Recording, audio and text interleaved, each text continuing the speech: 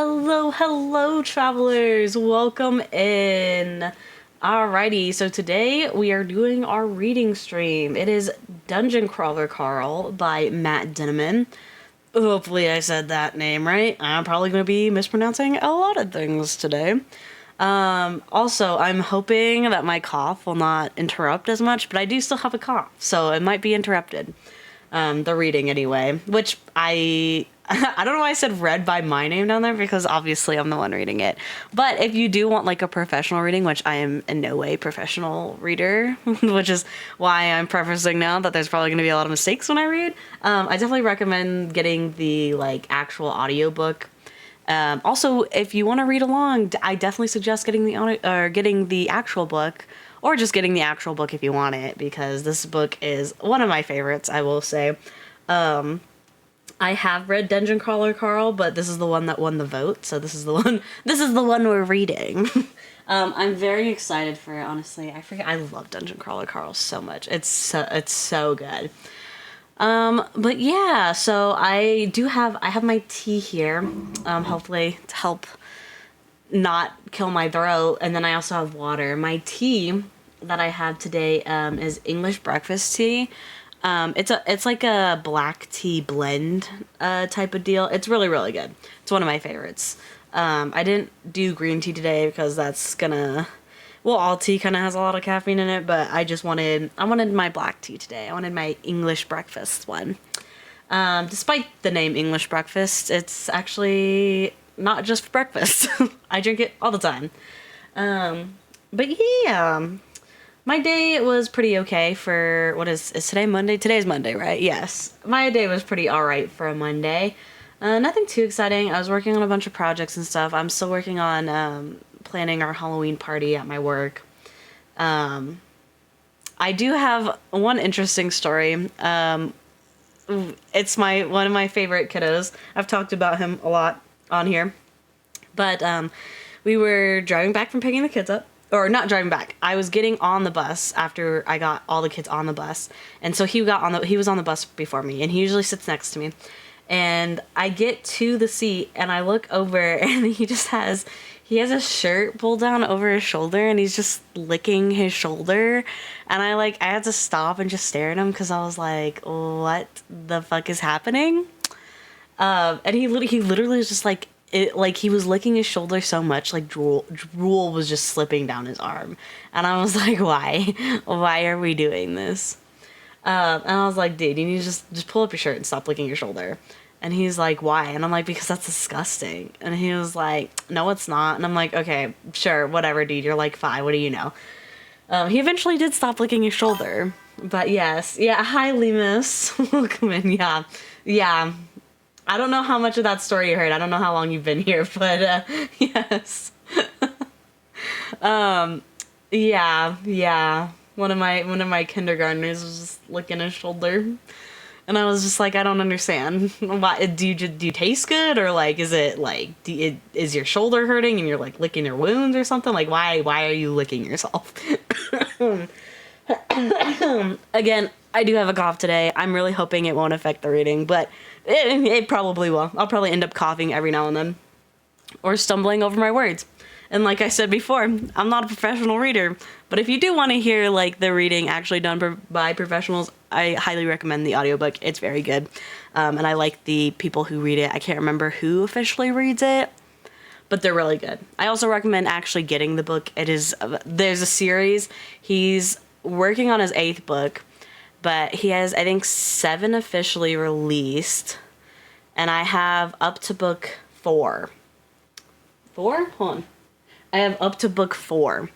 I want to get the other books too. So if we end up liking this book and we end up liking this series, because after this book we'll choose the next one, and if it ends up being the second book in the series, great. If not, that's okay. If we end up liking this, I definitely will get the other books. I know I'll just get the other books anyway because I freaking love Dungeon Crawler Crawl and I love the series. It's great. It's fantastic. It's like a mix of like obviously dungeon crawling and like RPG game, but like also apocalypse. Like I don't know how quite to describe it, but it's great and it's hilarious and I absolutely love it. They came out with a web comic of it, which I haven't started reading yet. And I also heard they were trying to make, was it a movie or a show? I think it was a show. I think, or maybe it was a movie, but I am so ready for it. Like I need to watch it. I really do. But I've been yapping for about 10 minutes. My plan for this stream is to try and make it. I am a bookworm. I really am. I have so many books. My plan for this reading is to get to chapter 15. Now, I'm a fast reader, but I'm going to try and read slower.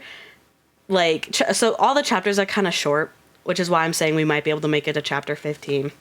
Also, there's going to be ads popping up. I think what I'm going to try and do for the ads is if one pops up, I'll just pause my reading and we can take like a little break, or I could take a drink break or something for the 2 or 3 minutes that the ads are going. I do have some rules. I know, unfortunately, but y'all are crazy and I get real distracted by chat. Which I don't mind if you guys are typing or chatting away while I'm reading. You might have like comments about like, oh, this part was really good, or that was a stupid move, dude. I don't mind if you do that. I just won't read them until I finish the chapter.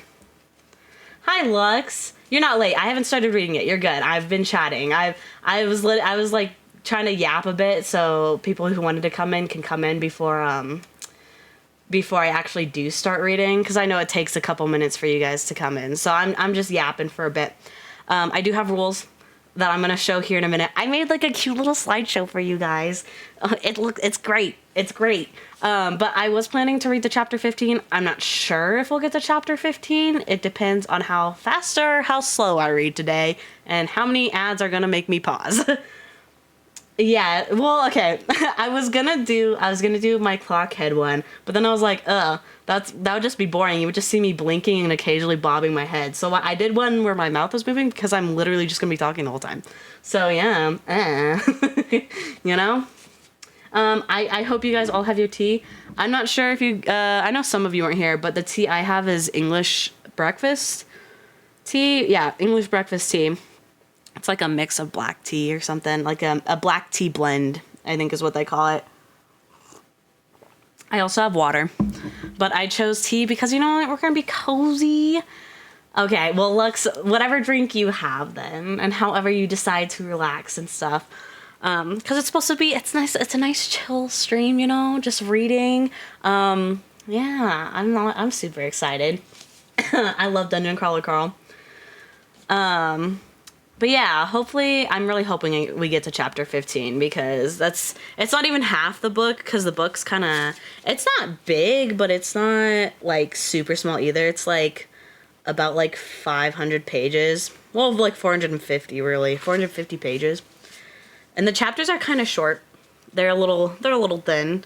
But yeah, I guess right now it's been like 13 minutes. I'd say I could probably wait like 2 more minutes for if anyone else wants to join, and then I'll go over the rules and regulations for reading time.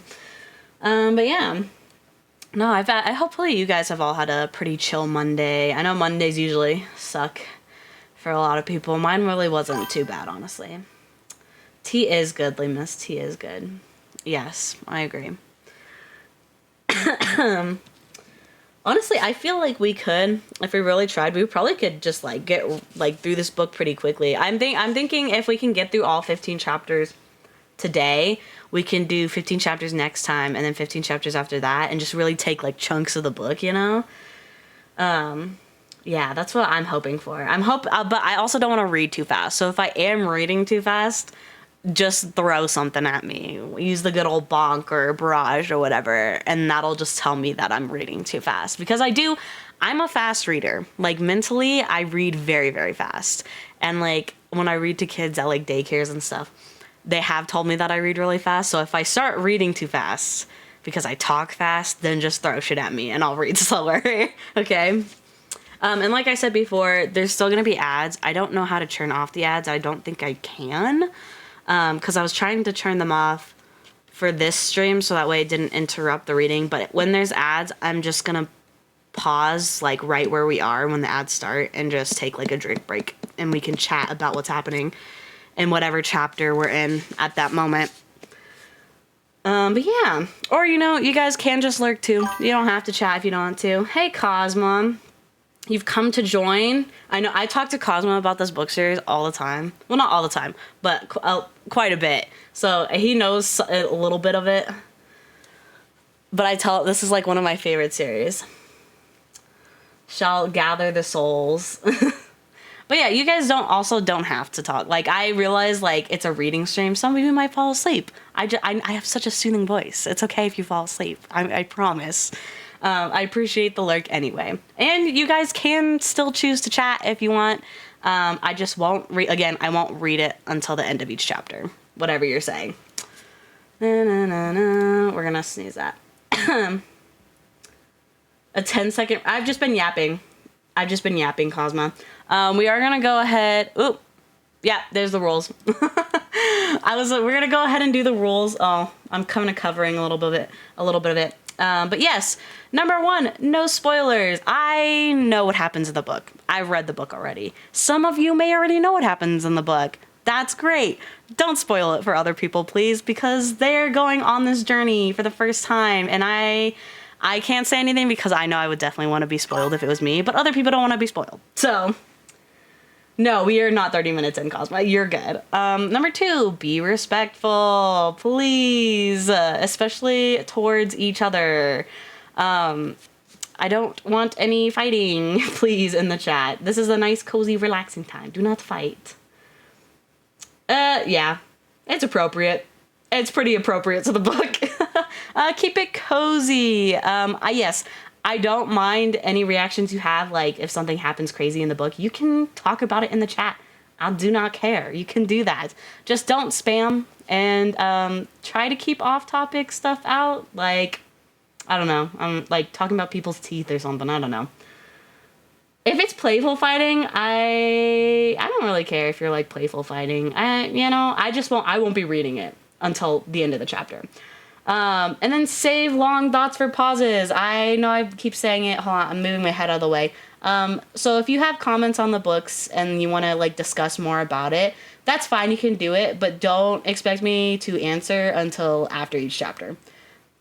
Yeah, Lemus, I give you full reign. If someone starts spoiling the book for other people, you can ban them, or ban or kick, whatever you think fits. Because I want people to be on this journey and have a lot of fun. Yes, I have a very long neck. Thank you. Thank you for noticing. But yes, those are my rules. I only got 4 of them. I tried to keep them really simple. I'm not really much of a rule person. I try not to be.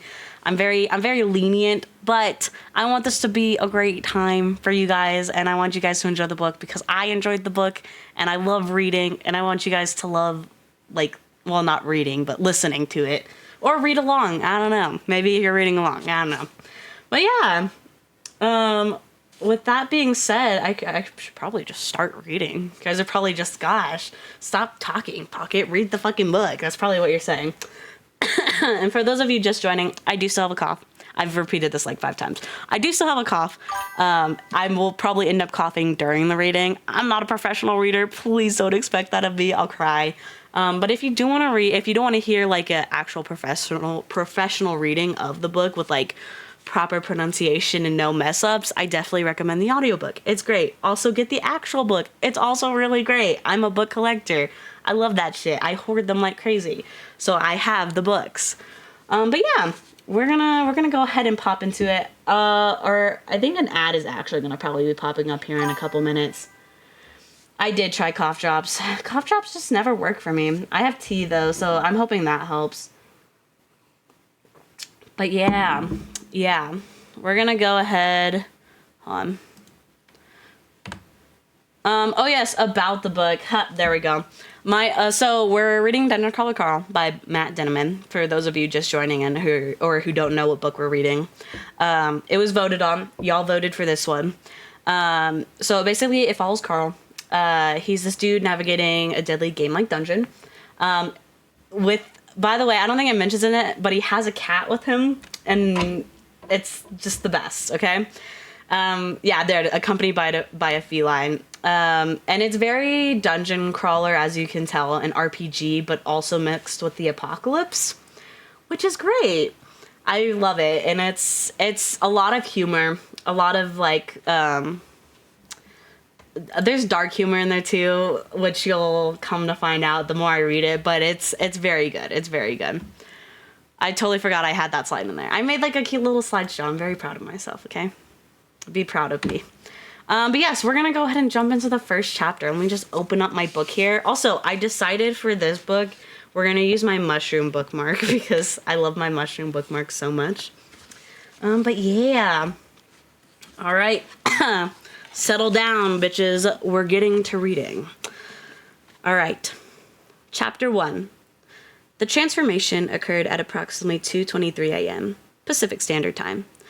As far as I could tell, anyone who was indoors when it happened died instantly. If you had any sort of roof over you, you were dead.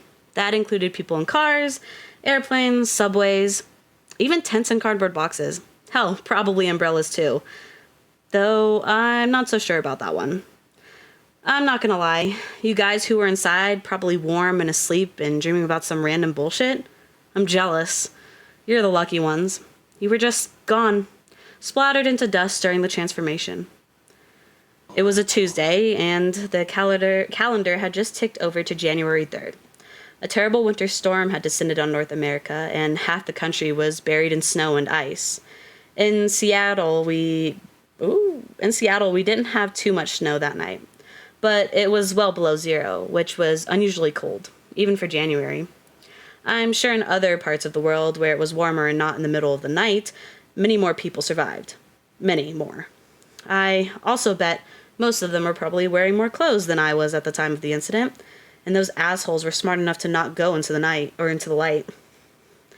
Me, I didn't have a choice. Like I said, it was below freezing. I was outside, and I was wearing boxers, a leather jacket, and a pair of pink Croc sandals that barely fit me. I was also holding a crying, scratching, squirming, and spitting cat named Princess Donut, the Queen Anne Chonk.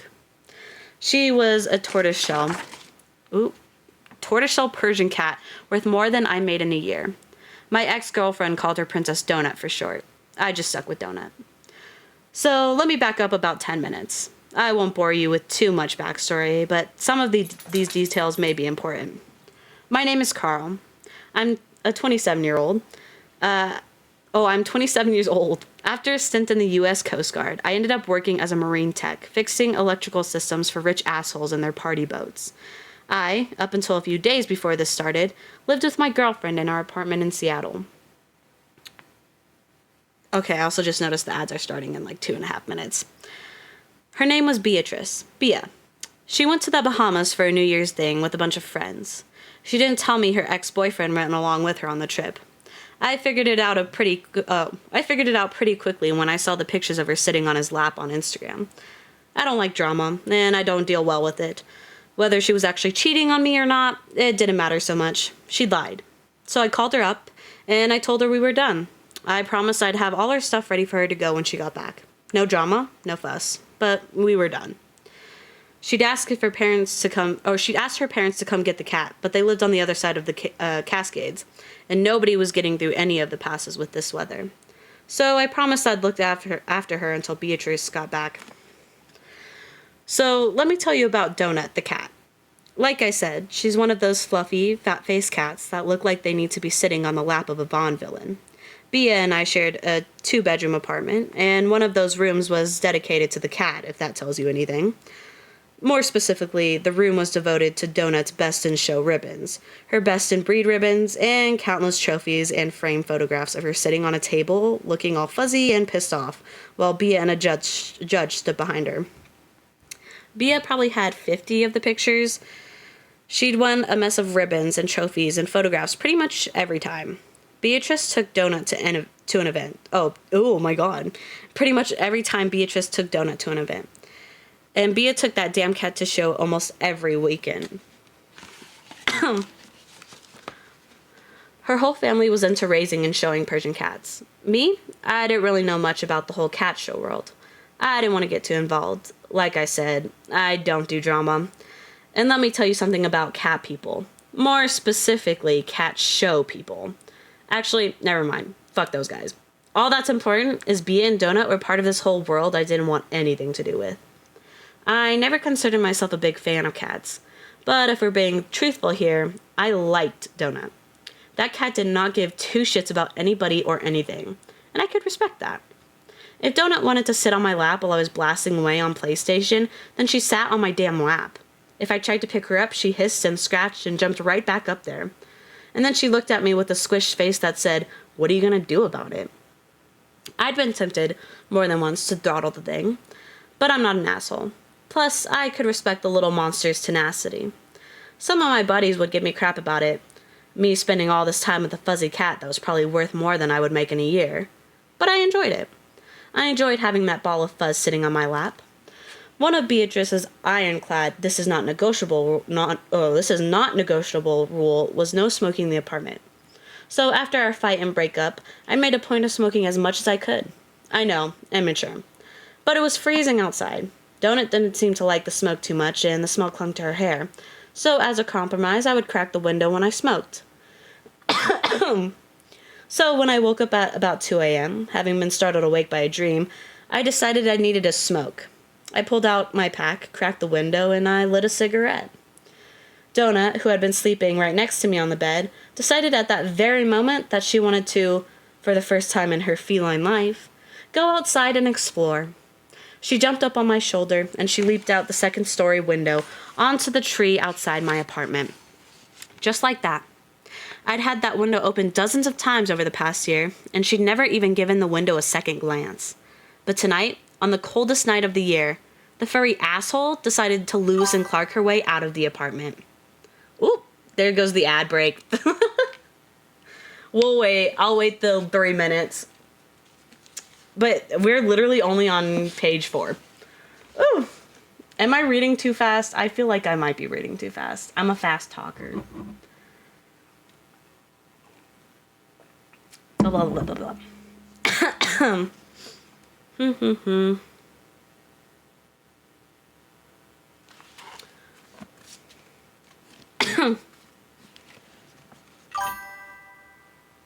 How many pages are there? There's like 500.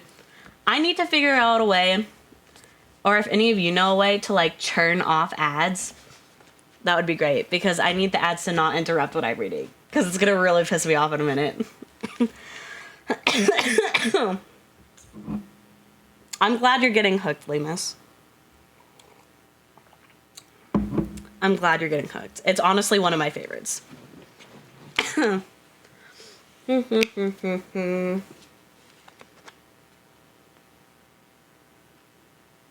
Is it just you and Cosma in chat, Lemus? Because if it is, I might just continue reading because I know you guys are subbed, and so you won't get the ads.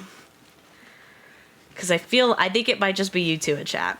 So I might just continue reading. I'm gonna keep going because I know you guys don't get the ads. So let me take one more sip though. Just read through the ads anyway. Yeah, I feel bad though because like people will get hit with like 3-minute ads, and I could be like, 1 minute it's like, oh, we're laying in bed, and then the next it's like, oh, we're fucking fighting dragons. I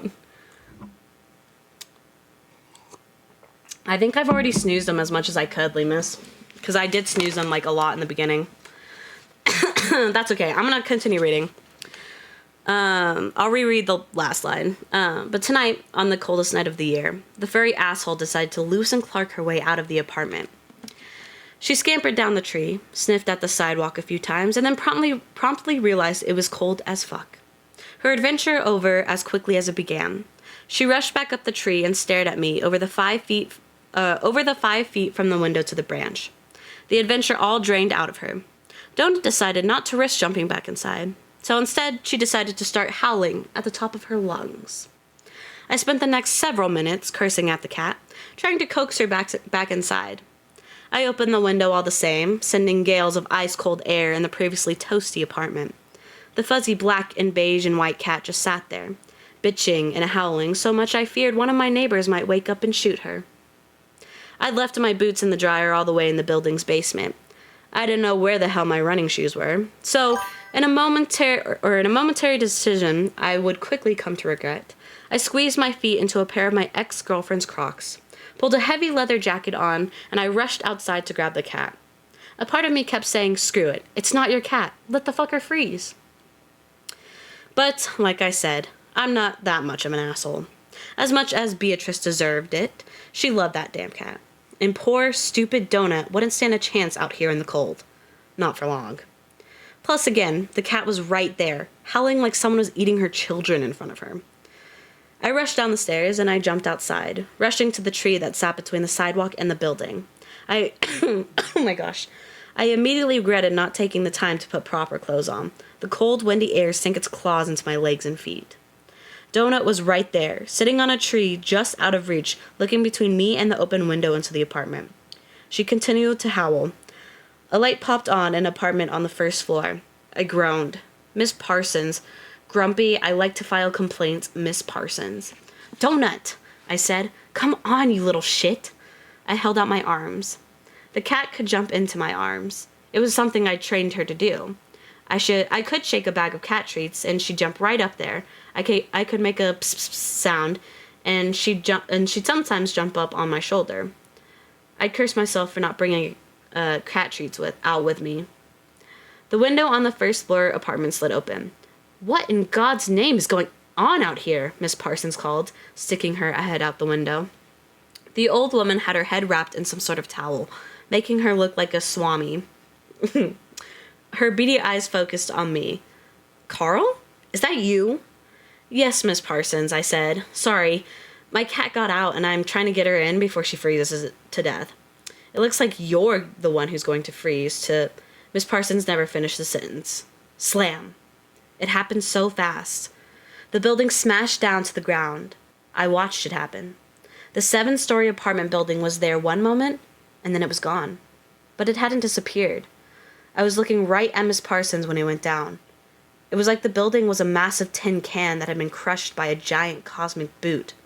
I saw it, and I heard it. Wind rushed at me, and it was instantly dark outside. The street lamp just to my left was gone. The buildings all around me were gone. The cars on the street were gone too. Everything was gone except the trees and the bicycles and the bike racks and Marjorie Williams' moped, which was still booted by parking enforcement. I looked around, the freezing weather momentarily forgotten. In the dark, overcast night, I could barely see anything in the distance. A distance I could now see thanks to the lack of buildings. A fire burned. There was utter, complete silence. What the hell? I said, spinning in circles. A couple random things remained, like the bike rack. The stop sign was there, but the street sign next to it was gone. It didn't make sense. Where the cars were parked on the road, car-shaped indentations of dirt appeared, as if they'd been pulled down toward the center of the earth, being ripped directly through the asphalt. Donut jumped onto my still outstretched arms. I looked at the cat, not knowing what to do or say. What the hell? I said again. All that remained of my building was a rectangle of churned dirt and rocks. And then I saw it, right near my feet. It was Miss Parsons' head in the dark. Oh, it was Miss Parsons' head. In the dark, it was hard to discern, but I immediately knew what it was. It hit me at that moment. The sudden shock of the building was one thing, but there were people in those buildings. It was almost everybody in the damn city. Hell, even most of the homeless people were in shelters. There'd been a whole thing on the news about them rounding everybody up because of the extreme cold. It was 2 in the damn morning on a Monday night. Everybody would be in bed, and that meant everyone was dead. I kept spinning in circles like an idiot, not knowing what to do. I felt sick to my stomach. Donut started to squirm, having decided I was useless. She clawed at me, but I wouldn't let the cat go. Then came the voice, a male robotic voice. It spoke in my mind. The voice was like a physical thing. A spike in my brain scratching me. It wasn't speaking English, but I understood the words. As the person spoke, the text also appeared floating in front of me. Surviving humans, take note. What? I said out aloud. What's that? Who's there? I kicked at the floating words with my foot, and the 2 small croc went flying. I hopped over and quickly shoved my foot back in. The words moved with me, floating just a few feet in front of my face. Even the letters weren't in English. They crawled down, not across the screen. But I knew them, understood them like I'd been reading the language my entire life. Per Syndicate Rules, subsection 543 of the Precious Elemental Reserves Code, having failed to file a proper appeal for mineral and elemental rights within 50 solar years of first contact, your planet has been successfully seized and is currently being mined of all requested elemental deposits by the assigned planetary regent. Every interior of our world has been crushed, and all raw materials, organic and inanimate, are in the process of being mined for the requested elements. Per the Mined Material Reclamation Act, along with subsection 35 of the Indigenous Planetary Species Protection Act, any surviving humans will be given the opportunity to reclaim their lost matter. The Borant Corporation, having been assigned regency over this solar system, is allowed to choose the manner of this reclamation, and they have chosen option 3, also known as the 18-level World Dungeon. The Borant Corporation retains all rights to broadcast, exploit, and otherwise control all aspects of the World Dungeon, and will remain in control as long as they adhere to Syndicate regulations regarding world resource reclamation. Upon successful completion of level 18 of the World Dungeon, regency of this planet will revert to the successor. A Syndicate neutral observer AI, myself, has been created and dispatched to this planet to supervise the creation of the World Dungeon and to ensure all the rules and regulations are properly followed. Please pay careful attention to the following information as it will not be repeated. Per the Indigenous Planetary Species Protection Act, all remaining materials, estimated to be 99.99999% of the sifted matter, is currently being repurposed for the subterranean World Dungeon. The first level of this dungeon will open approximately 18 seconds after the end of this announcement. The first level entrance will be open for exactly 1 human hour and 1 hour only. Once the entrances are closed, you may no longer enter. If you enter, you may not leave until you have either completed all 18 levels of the World Dungeon or if you meet certain other requirements. If you choose not to enter the World Dungeon, you will have to sustain yourself upon the surface of your planet, and this may be the last communication you receive during your lifetime. All previously processed matter and elements are forfeit. However, you are free to mine and utilize any remaining and naturally occurring resources for your own benefit. The Borant Corporation wishes you luck and thanks you for the opportunity. For those who wish to exercise the right of resource reclamation, please take note. There will be 150,000 level 1 entrances added to the world. These entrances will be marked and easy to spot. If you so choose to enter the first level of the dungeon, you will have 5 rotations of your planet to find the next level down. There will be 75,000 entrances to level 2. There will be 37,500 entrances to level 3, 18,750 to level 4, 9,375 entrances to level 5, and 4,688 entrances to level 6. The number of available entrances to the next lower level will continue to decrease by half, rounding up until the 18th level, which will only have 2 entrances and a single exit. Crawlers who choose to enter the World Dungeon must find a staircase and descend to the next level down before the allotted time is up for that level. Once the time is passed, the level will be reclaimed and all remaining matter in the level, organic and inanimate, will be forfeit. Generated loot and other matter that is not gathered and claimed may be placed in the Syndicate's market. Each lower level will have a longer period of reclamation. Additional rules come into play once any crawlers descend to the 10th floor. These rules will be explained when and if any crawlers reach this level. If you so choose to enter the World Dungeon, it is highly recommended you immediately find and utilize a tutorial guide. Multiple tutorial guides will be seated throughout the dungeon on levels 1 through 3. If you have any additional questions or you wish to file an appeal, such requests must be submitted in writing directly to the closest Syndicate office. Thank you for being part of the Syndicate. Have a great day. My brain could barely parse any of what the voice had said. So bewildered was I at everything that had just happened.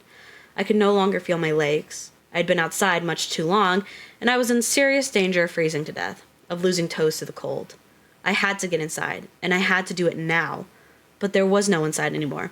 There weren't even any cars. I eyed the fire that continued to rage a few blocks over. I needed to get over there, and fast. I turned and I started to shuffle run. The wind, which had been a light breeze before the buildings all disappeared, was now a constant freezing gale that stank of the ocean. Donut twisted in my arms, scratching at me, trying to get free. She chomped onto my shoulder, but my jacket protected me. I clutched the cat tighter. Was this a dream? Had I accidentally been dosed with some sort of hallucinogen? World Dungeon? What the actual hell? What did that even mean? My mind continued to race. I immediately thought of Pathfinder and Dungeons and Dragons and other games I hadn't played since I was on active duty. I couldn't see a single damn person. I was surrounded by only the sound of the wind. A horn, like a trumpet, sounded blasting through the night air. I stopped dead, looking around. What now? It's the dungeon appearing, I thought. This is happening. Holy shit, this is really happening. Less than 100 feet to my left, right in the middle of what had once been a thrift store, a spotlight burst into the air. I saw an additional spotlight appear about a mile away. I turned and I saw a few more littered throughout the city. Even from this distance, I could feel the warmth radiating from the brightly lit hole in the ground. I didn't think about it. My head still swam with all the information that had been thrown at me.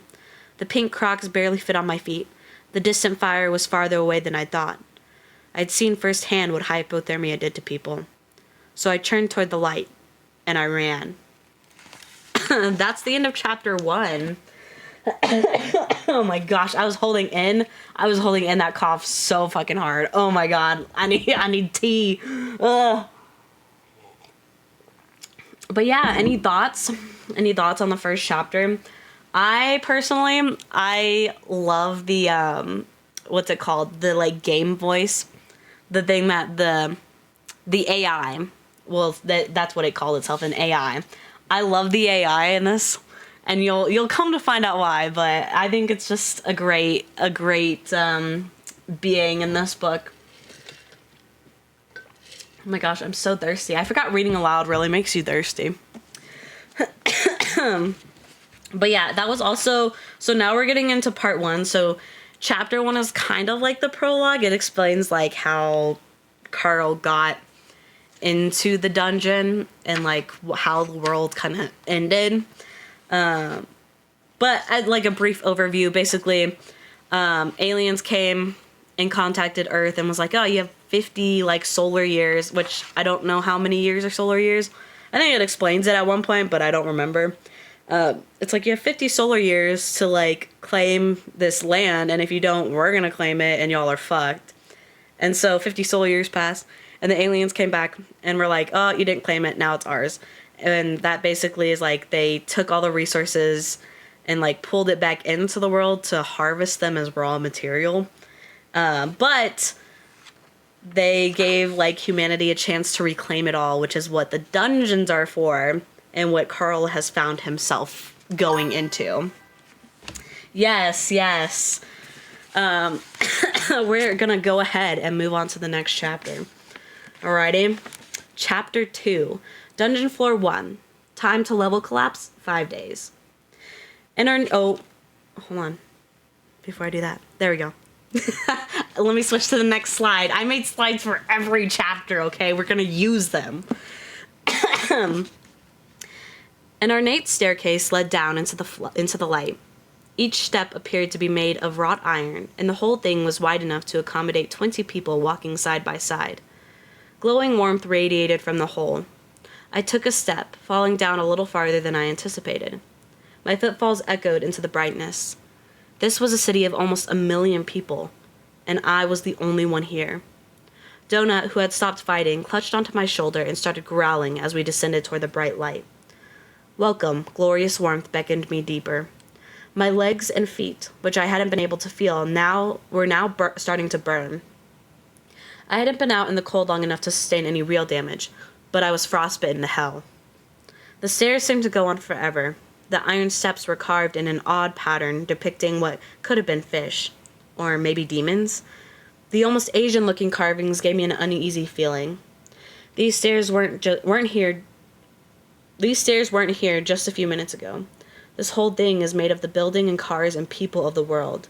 Who did this? How did they do it?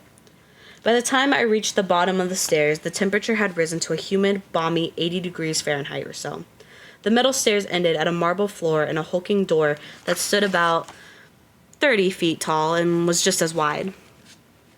The wood arched door was carved in the shape of a massive fish demon, like the stairs. I looked up at the double doors. What the hell is this thing? I muttered. As I stared at the door, an information box popped up over the door. The box appeared so suddenly and unexpectedly that I stepped back.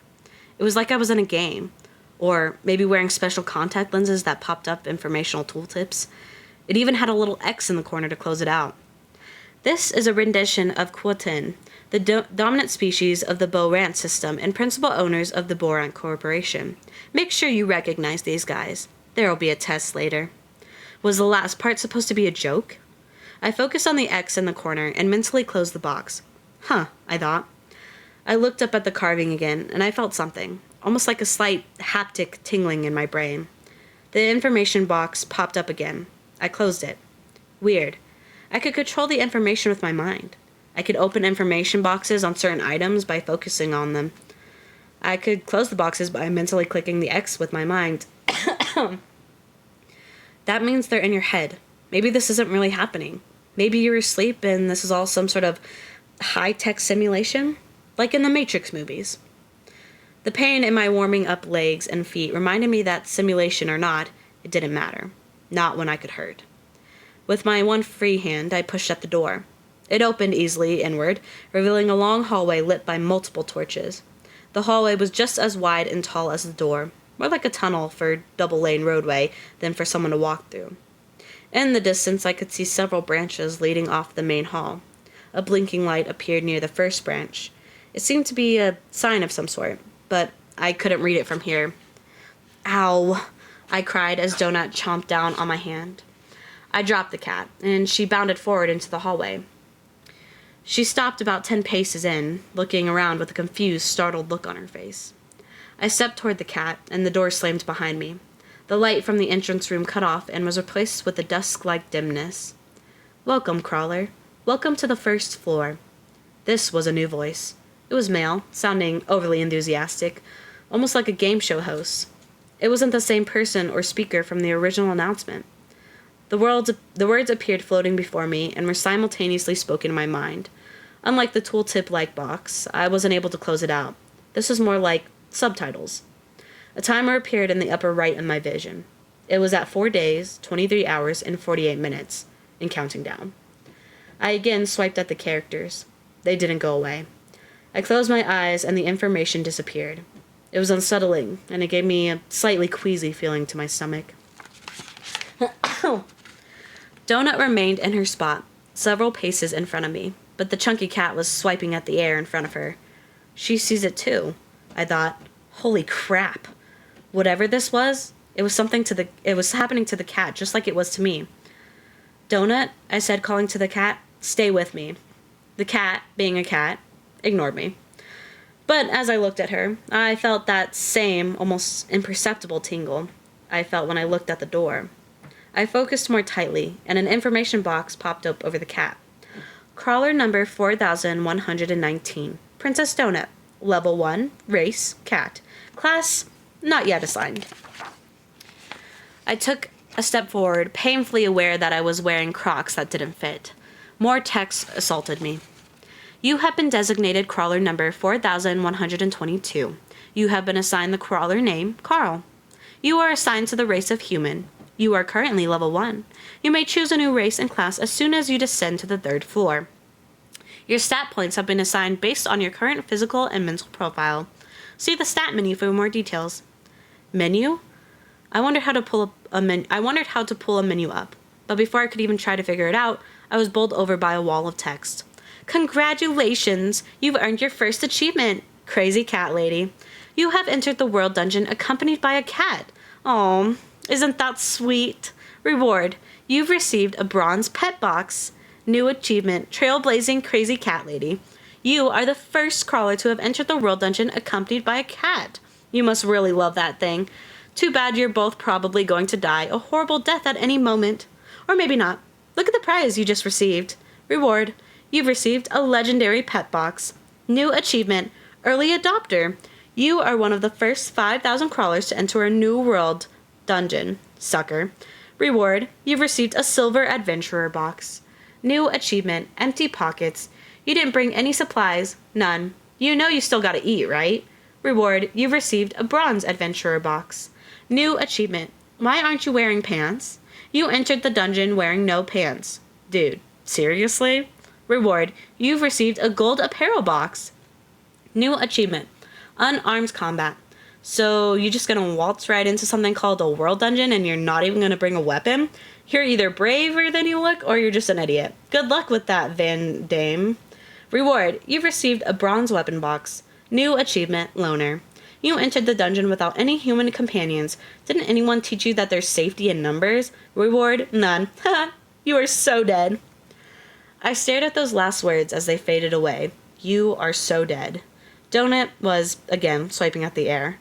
Menu, I said out aloud. Nothing happened. Stats, nothing. How the hell was I supposed to look at my information? It said I'd received multiple, loot boxes? That's sure as hell what it sounded like. Which meant I had some sort of inventory. I remembered something from the initial announcement, something about finding a tutorial guild. I looked up at the neon sign, about 100 meters down the dark tunnel. Would that be it? Oop, hold on. Gotta fix my book. Oh, there we go. No.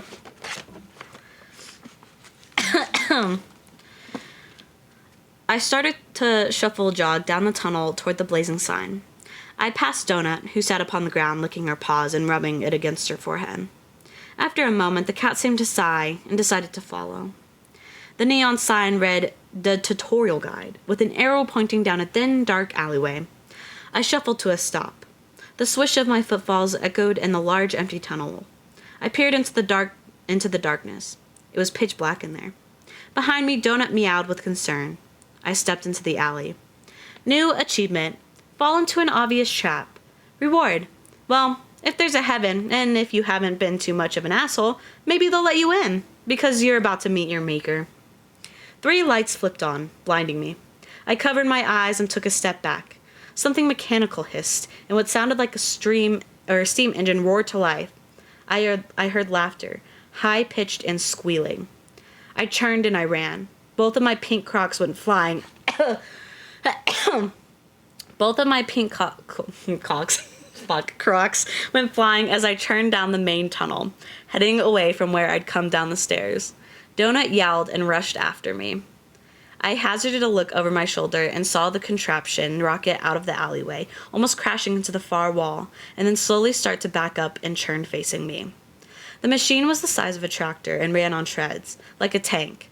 The thing was built out of mismatched, rusting hunks of metal, and it looked as if it would fall apart at any moment. A spinning, spike-covered wheel dominated the front of each of the death machine. On top of the tractor, 3 green-hued humanoid monsters stood, screaming and pointing in my direction. Each of these monsters looked to be about 4 feet tall and was dressed in leathery rags. One appeared to be wearing a kitchen pot on its head. He grunted and screamed as he worked the controls of the tall machine. Black smoke billowed from several pipes. The spinning wheel whirled even faster as the machine righted itself and started barreling toward me. A tooltip popped up. Goblin Murder Dozer. Contraption. A goblin-built steam-powered machine designed to mow down and slaughter unsuspecting dungeon crawlers. I hope you're up to date with your tetanus shots. 3 more tooltips popped up over the 3 stickers. 2 of them read, Goblin, Level 2, Small, Green, and Smart. What goblins lack in physical strength, they make up for in pure spunk. The 3rd goblin, the one with the pot on his head and driving the machine, had a different description. Goblin, Engineer, Level 3. Engineers, the incels of the goblin world. They have a hard time finding a date, which makes them extra angry. If there are any females in your party, they will attack them first. I didn't have time to think about the stupidity of the jokes, or the fact I was, for the first time, looking upon a group of real, live monsters trying to kill me. I rushed down the hallway and reached another junction. I could go 3 ways, forward, right, or left. Right was another half-lit hallway about half as wide as the last, but still plenty big enough for the goblins to follow. Left led into a tight, dark hall that would be way too thin for the bulldozer. The obvious choice would be to flee down the dark hallway. I paused. It was too obvious of a choice. I sensed another trap. I couldn't go straight because the next junction was too far away, and the machine would catch me for sure. I turned right. Donut followed, choosing to stay by my side, which was very un-donut-like behavior. This hall was only as wide as a regular road with a smooth 15-foot ceiling. Green lichen-like growths glowed on the brick walls and ceilings, giving the tunnel an odd glow. Behind me, the goblins squealed as they struggled to maneuver the murder dozer. The thing had a wide churning radius, and it would take them at least a minute to pursue. Ahead, another group of junctions appeared, but just before the intersection, I spied a single plain wooden door built into the wall. A simple sign was attached to the wall above the door. The words were painted the same color as the dark red bricks of the wall, and I could barely read it. It read Tutorial Guide. The words were in that same odd language. The moment I read the sign, a glowing green box appeared highlighting the name. New achievement. You've discovered the Read an Official Dungeon Sign. Wow, you can read. Whoopee. Reward. All official dungeon signage will now be highlighted and easier to spot. Nearby guilds will appear on your mini-map. A mini-map? I really needed to figure this out. Behind me, the murder dozer had gotten stuck on the corner, and one of the level 2 goblins was shouting and beating on the pot helmet of the engineer with what looked like a stick. The third looked at me and shook a fist. Would they follow me into the guild? I didn't know. I grasped the brass door handle and tried to turn it. It didn't open. Locked. What the hell? I said. I banged on the wooden door. Hey, I called out. Is there anybody in there? The two level 2 goblins seemed to give up on waiting for the bulldozer to negotiate the right turn, and they hopped off and started jogging toward me. They were unarmored, but both wielded what appeared to be wooden sticks with a pineapple on the end of it. They'd catch up in a minute. Next to me, Donut started to growl and hiss. From behind the door, I heard the rattling of chains and churning of locks. The door cracked, only pulling open part way. A single chain remained, keeping the door from opening farther. A bearded, rat-like creature appeared in the doorway. I could barely make out his features, but he was about a head shorter than me, so taller than the goblins, but not by much. What do you want? The voice said. You mobs ain't allowed in here, you know that. Hey, this is a tutorial guide, right? The thing said I was supposed to go in here? The eye widened as it looked at me. You're a crawler. Wait. The rat creature stepped back as if to get a better look at me. I was immediately reminded of Master Splinter, the rat sensei from Teenage Mutant Ninja Turtles. You are! By his left tit, we opened up and I didn't even notice. I must have slept through the announcement. Nobody tells old Mordecai anything. There used to be a newsletter. It was delivered every few cycles, reliable as can be. But then it just stopped. Budget cuts, I'm guessing. They're always cutting corners. I thought we weren't open for another 2 years. Hey, let me in, I interrupted. I turned to face the two goblins, who jogged to a stop. One moved to my left, and the other moved to cut off my retreat. Open the damn door, I cried. One of the goblins said something to the rat man behind the door, whose name appeared to be Mordecai.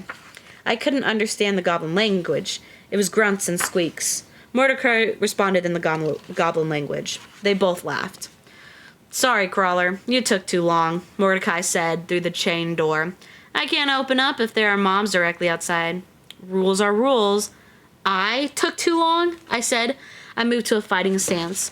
One of the goblins fainted, swinging at me with his club. The pineapple at the end of the club fell off when he swung it, and it hit the ground with a splat. The goblin cursed and kicked it away. I took a step back. Donut stood between my legs, hissing and spitting. At least tell me how to open these damn loot boxes. Mordecai was silent for a moment, as if he was contemplating on whether or not to tell me. It's in the awards and boxes tab of your inventory menu, the rat man said. But you can't access it yet, kid. How do I get access to the inventory menu then? The second goblin, the one who still had a pineapple on the end of his stick, swung at me, missing by a wide margin. Up close, the goblins looked much like they did in movies and video games. Short, green, mostly bald with pointed ears, angular faces, and sharp teeth. I briefly wondered on that. It seemed the aliens or whatever knew a whole lot about Earth mythology and lore. Far behind him, the murder dozer had finally backed up properly and had straightened out. It rumbled down the hallway toward us. Yeah, you gotta complete the tutorial. The pineapple goblin swung at me again. I waited until the club passed the apex of its arc and stepped in. I hit the goblin square in the nose with a jab, and then a left hook to its right temple. It crumpled to the ground in a heap. A bar appeared over the creature's head the moment I hit it. A health bar, I realized. It hadn't appeared until it took damage. The bar went down more than halfway, turning from green to red. The goblin had more than half of its life drained.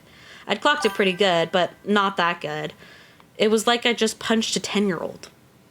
The second goblin looked at his friend, open-mouthed, then turned and ran back toward the dozer. My fists ached. I hadn't been in an actual physical fight in years. Most of my time as a Coast Guardsman was aboard a cutter as an MK, a technician. I was never involved face-to-face with any sort of real law enforcement. That said, most people I encountered who'd never been in the service didn't realize that we trained as much as we did. People thought of us as glorified lifeguards. They had no idea how much we trained in hand-to-hand combat. How the hell do I do that if you don't open the door? I yelled as I kicked the down goblin in the ribs. I felt a satisfying crunch. Can't you just let me have access now? It doesn't work that way, kid, Mordecai said. We can't just have untrained crawlers wandering around the dungeon, you know. Besides, you can't open boxes unless you're in a safe zone. And unless you're a complete idiot, you can probably guess you're not in a safe zone right now. The goblin's health bar had moved deeper into the red, but he wasn't dead yet. A distant part of me seemed horrified that I was planning on killing this thing. Despite his weapon, he was incredibly easy to hurt. But one glance up at the bulldozer, which had stopped to pick up the second goblin, relieved me of any potential regret. I put my hands on either side of the unconscious goblin's head, and I smashed it down on the stones. I smashed down again and again until the health bar completely drained away. Hey, Mordecai yelled. Hey, stop! Whose side are you on anyway? I asked, whirling on the creature. But then I realized the rat wasn't talking to me. You can't come in here, he was saying, his back now turned. Donut. His back now turned. Donut. He was talking to the goddamn cat. She had decided she'd had enough of this hallway and wandered into the guild through the cracked door. A whole wall of achievement notifications appeared along with a couple other new notifications. But instead of auto-playing like they did before, they appeared as little messages in the upper left of my screen. I sensed I could mentally click on them, but not now. The AI, or whatever the hell was running this circus, seemed to know that right now was not an opportune time to cover up half my line of sight with game bullshit. Not with the real danger barreling down on me. Open the fucking door, I cried. Kid, get your creature, Mordecai said, turning toward me, a strange hint of panic in the rat's voice. I'll get in trouble if they find out I let a crawler sneak in against the rules. Open the door, I repeated. Look, it's clear, but it won't be in about 5 seconds. Let me in. The door slammed, the latch chain rustled, and then it opened all the way.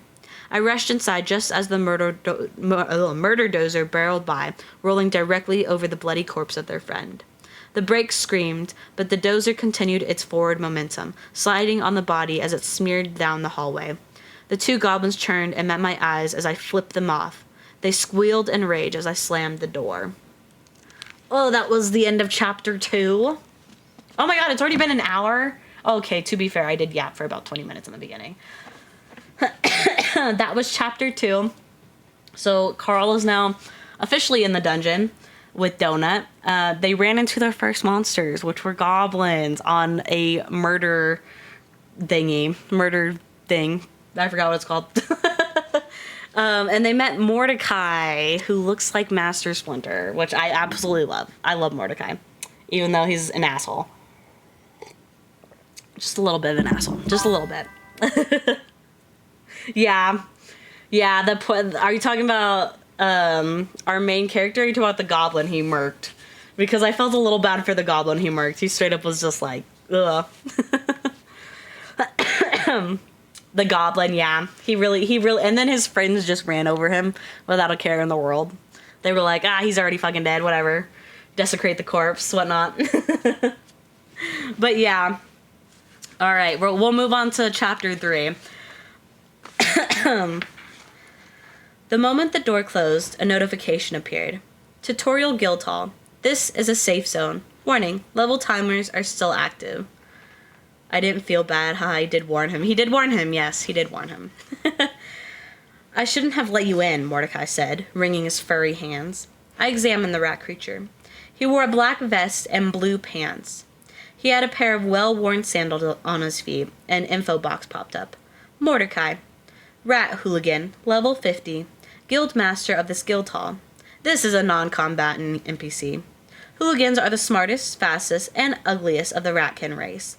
While not as roided out as a rat brute, or as Or as I'm a Fireball, you'll ask, as a rat shaman, rat hooligans offer the best of both worlds. They are physically strong, and they have a decent grasp of magic.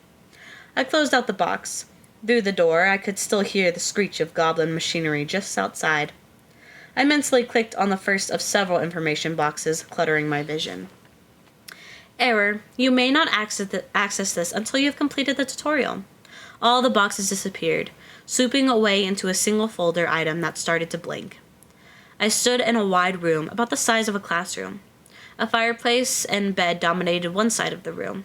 Several shelves dotted the walls on the left on the left hall of the room, filled with random objects and a few framed photographs of bird-like creatures. The other half of the room was nothing but a well-worn and oval-shaped gray carpet and an empty desk. A half-dozen classroom-style chairs lay scattered about. I turned back to the door. Is this the only way out of here? I asked. What? Mordecai asked. The rat wasn't paying attention to me. He was focused on the cat. Yo, I said. Morty, is this the only exit? It's Mordecai, kid. And yes, of course. Are those green assholes going to still be waiting for me when I get out of here? Donut jumped up on a high shelf and knocked a vase over. Ash spilled out. Mom! Mordecai cried, running to the shelf, shooing the cat away. He reached up for the shelf, but he couldn't reach. Damn this body, he turned back to me. Can you just grab that thing for me? Get him out of here, Mordecai sneezed. I think I might be allergic. I didn't think he was sneezing because of the cat, but because of the gray cloud of dust that formed around the spilled ash. Holy shit, man, I said. Be careful, I warned myself. He doesn't seem too tough, but he's level 50. That's gotta mean he's a powerful bastard. Can you help me? Are they going to wait for me or not? Yes, no, probably. Well, it's complicated. One might wait, but one will definitely go back to their clan and call the others. You smash that poor goblin's head right in. Give them an hour and the whole family will be out there. Across the room, Donut discovered the fireplace, which crackled merrily. The cat sat in front of it, lifted her leg, and started licking herself. Shit. Okay, I said. Don't you dare lock this door. I grasped the handle and went back outside. I barely had time to hear the rat say, "You're tracking my mother's ashes all over," before I slammed the door. The goblin tractor had overshot the doorway by about 10 meters. It was in the middle of a wide turn, trying to come back the way it had come. The engineer had driven the tractor right into the wall. The spinning wheel sparked as the spikes shredded against the stone. The dead goblin remained smeared over the tiles. The corpse looked more like a party-sized sausage and green pepper pizza that had been run over a few times. Both of the remaining goblins had their backs turned to me. I sprinted toward the vehicle. The murder dozer had a small ladder near the back. It looked as if it was made of bones tied with rope. One of the goblins would turn at any moment. I had to get to them now. If one of them got away and warned the other members of its clan, or whatever, I'd be screwed. I needed this tutorial guide, so I only had one choice. The jagged bones of the ladder ripped into my bare feet. As I pulled myself up, I stifled a cry. I jumped onto the top of the metallic whirling contraption. The murder dozer screamed so loudly that neither had noticed me. The whole top of the machine was nothing but a fur-lined recessed hole with benches running the length. Despite the fur, the ground was hot on my feet, almost burning. It smelled of scorched tar and animal musk. The machine could probably carry about 15 or so goblins, not including the driver, who had a seat up front. A dozen levers and spigots and vibrating handles extended from the floor in the cockpit area. The controls all vibrated and bounced up and down. The pot-wearing goblin sat in the seat, screaming and grunting something as he twisted and turned and pulled on levers.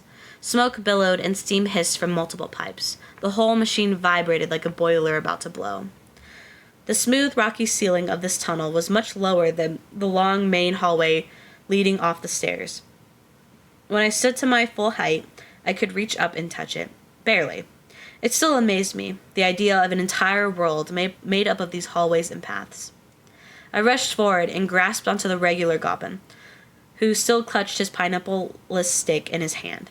The creature barely weighed anything, surprising me. I picked him up as he grunted in surprise. He unsuccessfully attempted to hit me with his stick. With all of my strength, I threw the goblin forward and he rocketed out of the passenger area of the dozer. The screaming monster sailed directly over the head of the engineer, who was only now starting to react. The flying goblin crashed into the tunnel wall, then bounced back, landing directly on the spinning front blades. A spray of red showered over the both of us. The final goblin snarled, and quick as a whip, pulled a small curved blade from a sheath on his side. He jumped from his chair and rushed at me. Oh, fuck. The monster moved much more quickly than I anticipated, surprising me.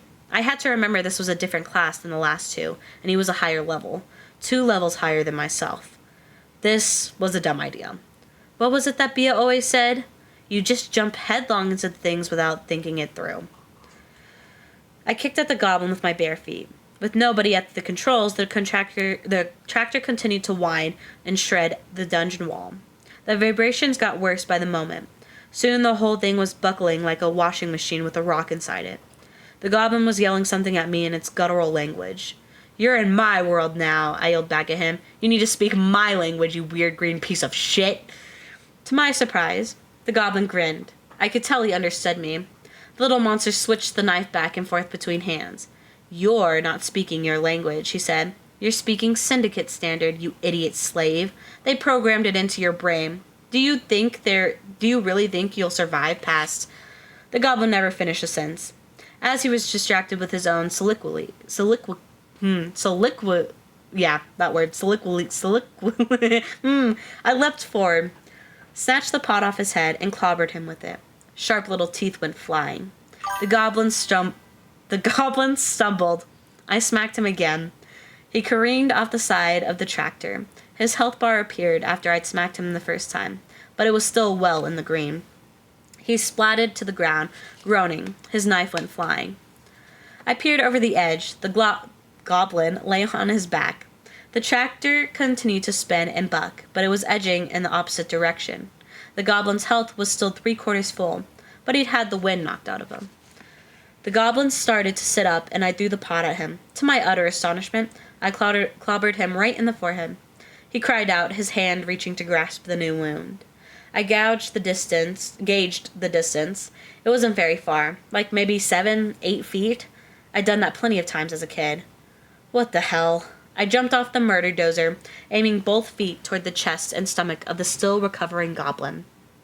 I'm not sure if I mentioned this earlier, but this is important information right here. I stand 6 feet, 3 inches tall. I weigh about 230 pounds, and while I wasn't in nearly as good a shape as I was while I was on active duty, I'd been hitting the gym 3 times a week for years, building my muscle mass. I'd always been blessed with one of those bodies that naturally held muscle well. My dad was a linebacker. Hell, even my mom was a 5'10", and her dad had played center for Oregon State before becoming a prison guard. So what I'm going at is that I'm a large dude. I have a lot of bulk. The goblin was small, and he had hardly any mass at all. The effect of me jumping onto him from high above was like someone smashing a fat jelly donut with a sledgehammer. The little dude didn't have a chance. Goo spurted out of the goblin from every orifice. The murder dozer started to whine even louder. I looked down at what I'd done, and I suddenly felt sick to my stomach. More notifications appeared on my screen. A tooltip popped up, appearing in my peripheral vision. I turned to look. Goblin murder dozer. Boiler breach imminent. A countdown timer appeared below the text. It was at 12 seconds and counting down. Son of a bitch, it's gonna blow. I turned back toward the room, a mere 30 meters down the hall. Was that too close? I didn't have time to think about it. I ran, slipping and sliding on the tiles as I booked it back to the room.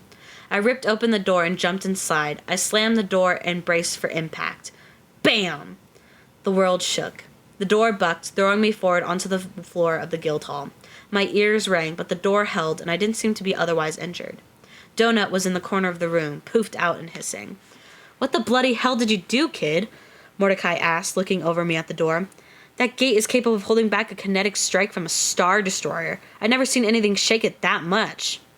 Huh, I said, sitting up. My ears continued to ring. That goblin bulldozer thing got stuck against the wall and then it blew up? Mordecai nodded slowly. A boiler breach, then. The local shaman probably enchanted it in case it ever exploded. It would have focused the energy from the blast at the closest non-goblin. You're lucky you were behind that door. A focused explosion, even a small one, has a lot more energy than you might think. Having decided the commotion was over, Donut left the corner and returned to her spot in front of the fire. Her normally poofy exterior remained extra puffed out, and her tail swished up and down. I could tell that the cat was pissed. Your creature crapped in my mother's ashes, Mordecai said, shaking his head. This is not worth it. Not worth it at all. So, Mr. Training Guild, I said, leaning against the wall. My feet ached. My heart continued to thrash in my chest. I was covered in goblin blood. It felt as if I had raw hamburger meat stuck between my toes. I shuddered. I need to get shoes. Shoes and pants. What the hell is going on? What's with the dungeon? Is everyone really dead? How do I work this shit? A million other questions popped into my head, and I knew he would probably snap and break me in half, but I had an overwhelming urge to grab the rat man by his stupid vest and shake him until all the answers tumbled out of him. Also, who the hell are you? Why are you here? What's really... Mordecai held up his hands. Okay, slow down, kid. I know you're confused. I've been in your position. All will be explained. That's why I'm here. But before I start, I need to explain something to you two. The rat looked over at the cat, who glared back at him. My name is Mordecai, and I am what's called a non-combatant NPC. I am like you. I'm a person whose world was displaced. This was many, many solars ago. I was a dungeon crawler just like you. I made it all the way down to floor 11, and I knew I would never make it any further than that. Once you descend to floor 10, you're given several options to exit the dungeon. The deeper you go, the better those options are. He walked over to the shelf with the upset vase, and he picked up a framed photo of one of the bird creatures. He handed it to me. It looked remarkably like a normal framed photo, but the material was peculiar, and the photo was cut oddly, oval-shaped with the corners lopped off. That's what I really look like. This is a photo of my brother.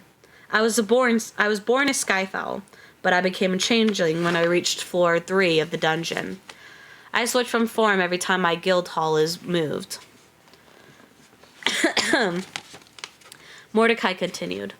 When a dungeon first opens, I work in a guild such as this. Later on, after the 3rd floor collapses, my room here is transported to a much deeper level, and my form is changed again. I spend most of my time working a magic guild, which is a place one can go to pick spells and train if they've chosen a magic-based path. Though, over the years, I've only had a handful of people actually make it that far. Most crawlers don't make it past the 10th floor.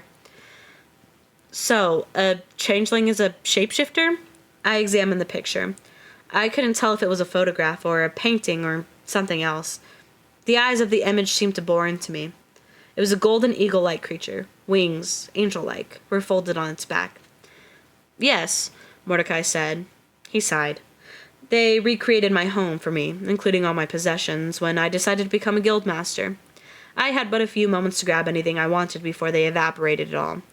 Now, every time I move to a new world, they change my shape. It's something different every time, but it's always a type of mob from the current floor of the dungeon. I don't know why. I don't believe any of this, I said. So, you're aliens? You're all from a different world? Then how does the game or whatever know how we talk? Some of those last notifications mentioned Jean-Claude and Van Damme, and incels and steroids. Mordecai nodded. You're getting ahead of yourself. Each dungeon is specifically built for the world it inhabits, and they spend a lot of time making sure the locals understand the game and the notifications. They go for authenticity. I'm not really supposed to tell you any of this stuff, but I figure if you're going to be stumbling around out there, you need to know what's happening. I still don't know what's happening, I said, frustration rising further. Mordecai shook his head. You humans are all the same. This is a 7th or 8th human-seeded world, and it's always the same. You always want to know why. Why can't you just accept your circumstances and move on? My people, the Skyfowls, we generally last much longer than you humans. You know why? Because we roll with it. I didn't say anything for several moments. There was a lot to parse there. Human-seeded world? Did that mean that conspiracy spouting Alsal on TV with the crazy hair was correct? That humans were unique, but a crop, left to grow unattended until this? Mordecai saw my look of bewilderment and sighed.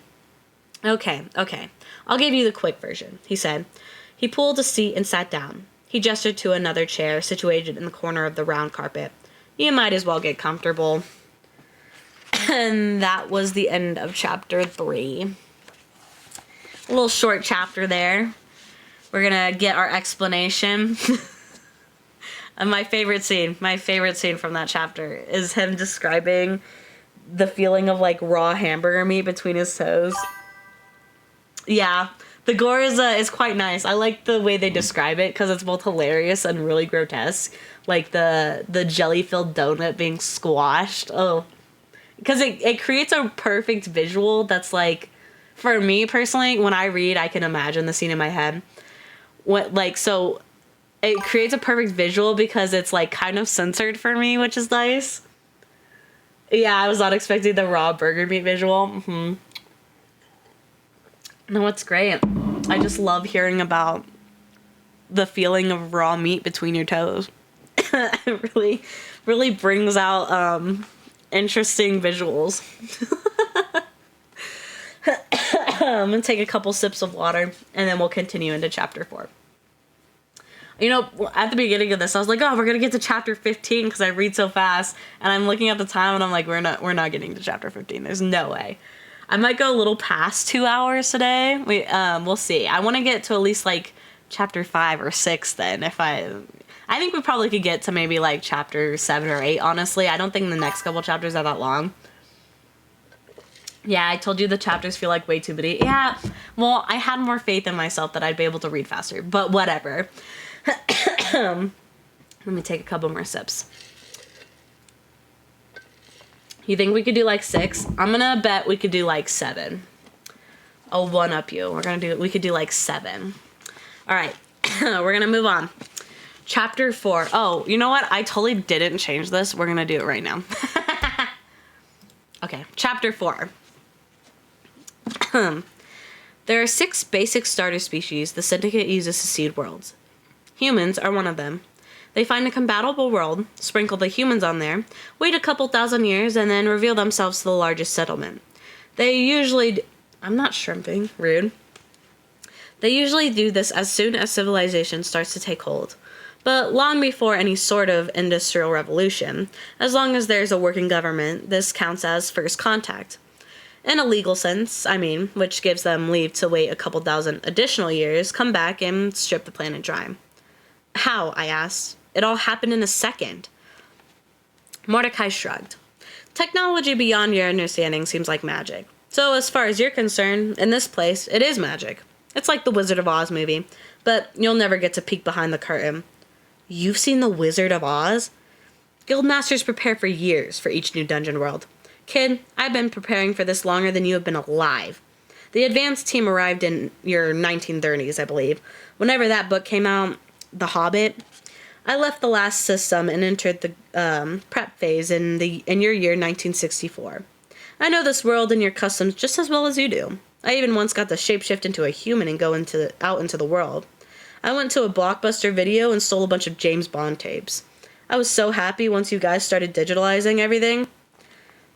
How long have you been a guildmaster? Mordecai shook his head. You don't even want to know. So, anyway, your planet defaulted on claiming Earth as a sovereign entity. You had 50 local years since First Contact, and First Contact was several thousand years ago. Whenever those pyramid things were built, the Borant Corporation has a huge backlog of worlds to mine, and your time is now. My head swam. So they're taking all of our minerals? Mordecai nodded. Sort of. Borant deals in rare elements and the like. What they end up mining will fit on a single transport. I don't know too much about that part of the process. The elements involved are unimportant. It's a big universe out there, and there are plenty of places to mine. That's not why they're really here. While Borant does make a profit on the mining, the real money is in the game. The dungeon. How? Are you kidding? The Syndicate consists of over 3 billion independent star systems. Every season, a new dungeon crawler world debuts across the net. Quintillions of citizens of the Syndicate become obsessed with the crawl.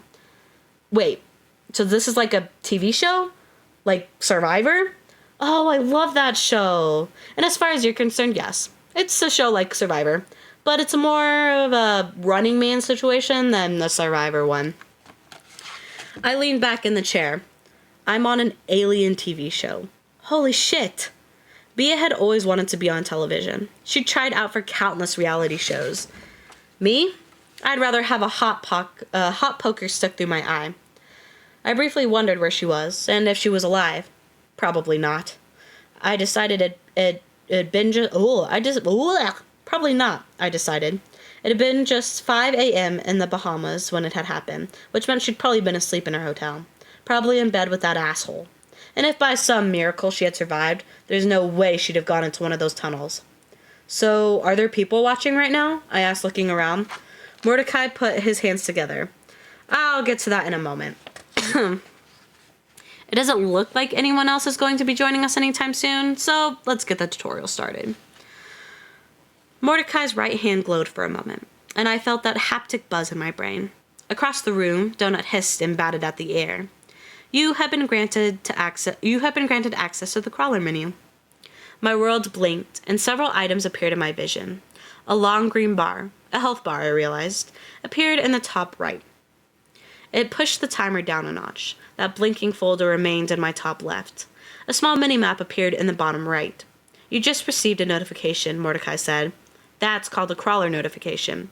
There are a few different kinds, but that type will only be seen by you. There are also system messages, which everyone sees no matter what floor they're on. Those may be in different voices. There are also floor-specific notifications, etc. I have a blinking box in my top left, I said. Those are the game and status change notifications, probably from your fight outside a few minutes back, Mordecai said. Don't click it yet. We'll get there. First, I want you to focus on the map on the bottom right. Look right at it. Make sure you're thinking about looking at it.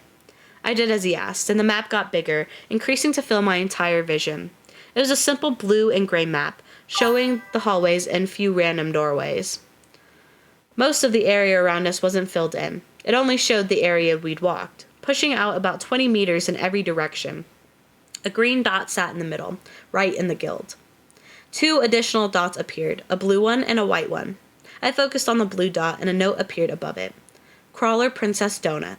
The white dot read, Guildmaster Mordecai. The whole room glowed yellow, and when I focused on it, it read, Tutorial Guide. A trio of X's appeared outside the hallway. I mentally clicked on one. Corpse. Level 2 Goblin. I mentally clicked away, and the whole map shrank back to normal. Good, Mordecai said. So you're the green dot, the blue dots will be other crawlers, white dots will be NPCs such as myself, and mobs will be red. There are a few other kinds, but you'll figure those out along the way. By the way, no other crawlers or mobs can see your menus, but while you're inside this guild, I can see what's on your screen. You are already adept at opening and closing, which is good. Now try focusing on the map again. With your mind, pinch it smaller, and then move it across the screen. That way, you can customize your HUD. HUD. It went on like this for a while, him explaining how to open and close menus within my display. I could just think about it, and a whole menu system would pop up, giving me access to several folders. Once I got used to the weirdness of it being in my head, the system was quite intuitive. The first menu was player stats, like I mentioned earlier. I've played a handful of computer and tabletop RPGs over the years, so this section wasn't too surprising.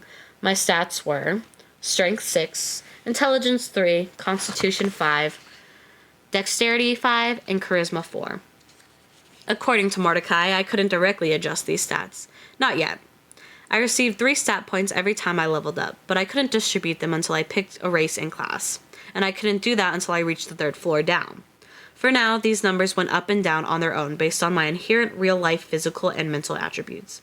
He also added the typical adult human averaged between 3 and 5 for each of these 5 stats, so my 6 in strength was good. I lost my spot. Oh. Nope, where is it? Oh. I could find items and potions that would either temporarily or permanently adjust these numbers, but for now, there wasn't much I could do about them. Why do we have to wait until we go down to the 3rd floor before we get to pick a class? I asked. He shrugged. It takes a lot of energy to run this whole operation.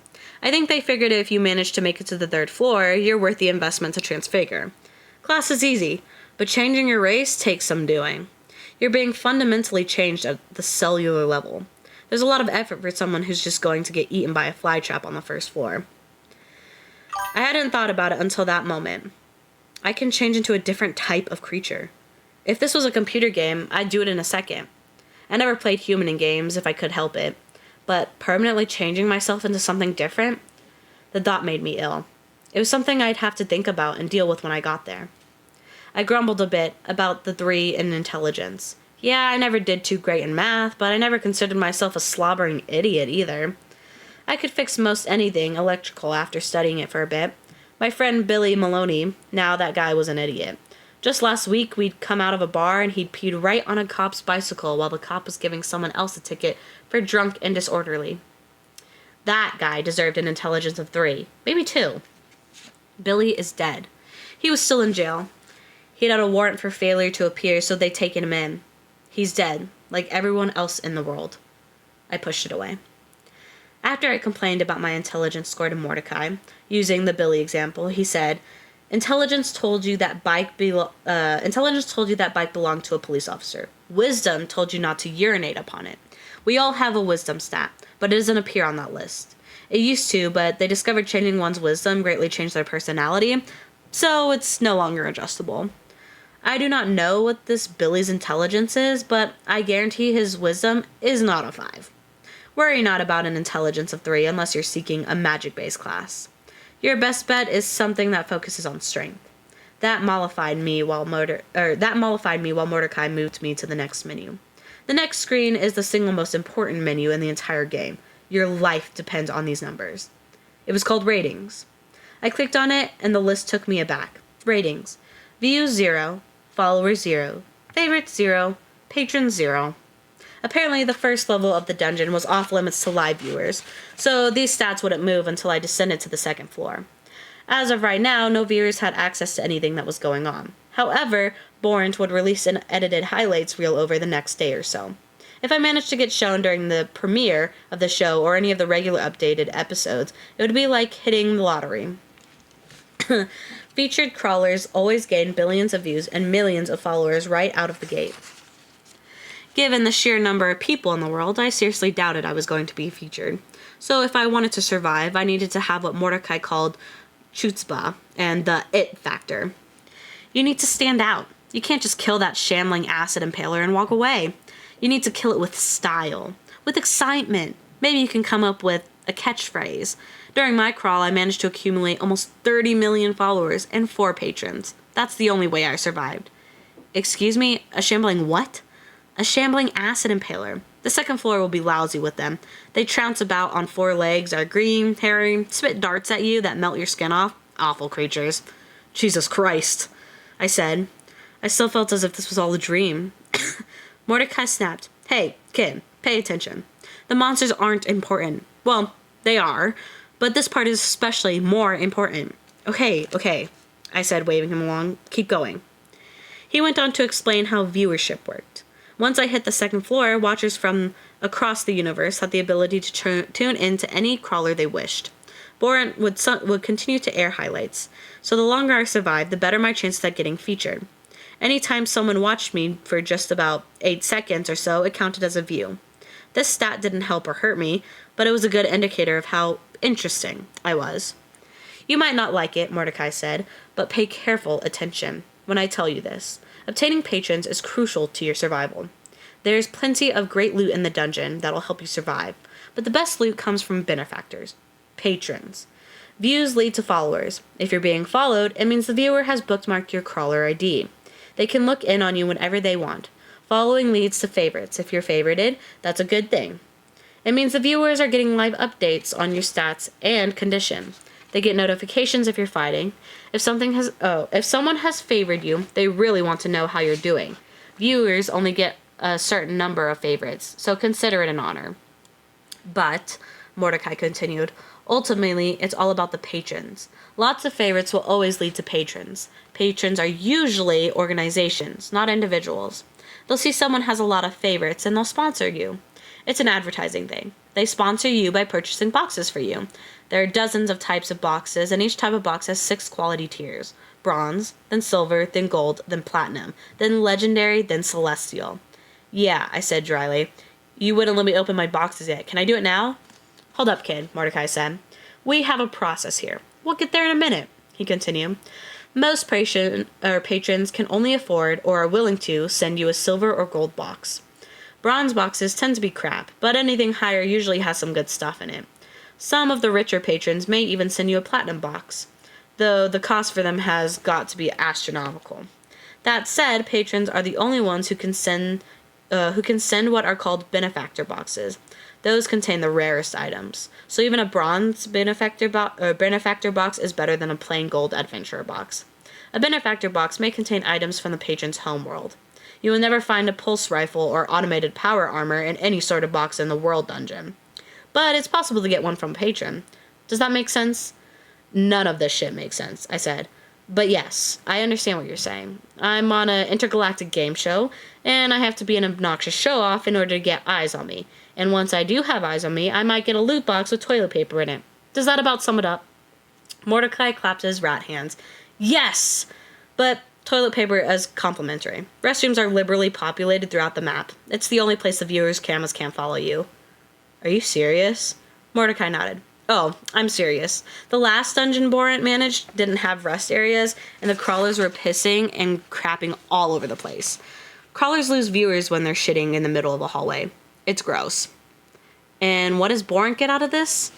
Mordecai's demeanor changed. It was a subtle thing, but he stiffened slightly. His voice took on an oddly formal tone. In addition to the mining income we already discussed, the Borant Corporation receives advertising dollars, a stipend from the syndicate government, and a commission on every credit spent by patrons. He waited a moment. A long moment, before adding. Also, it should be noted that every time a traveler mentions the name of either the interstellar government or the organization sponsoring current crawl, the system AI will record the interaction for review. If it is found a crawler is disparaging either of these two entities, especially while on camera with live viewers, the crawler's experience may be accelerated. I nodded. Got it. I had no doubt that accelerated meant nothing good. We spent the next several minutes going over a few other menu items. Oh fuck. Where I sneezed. Where am I?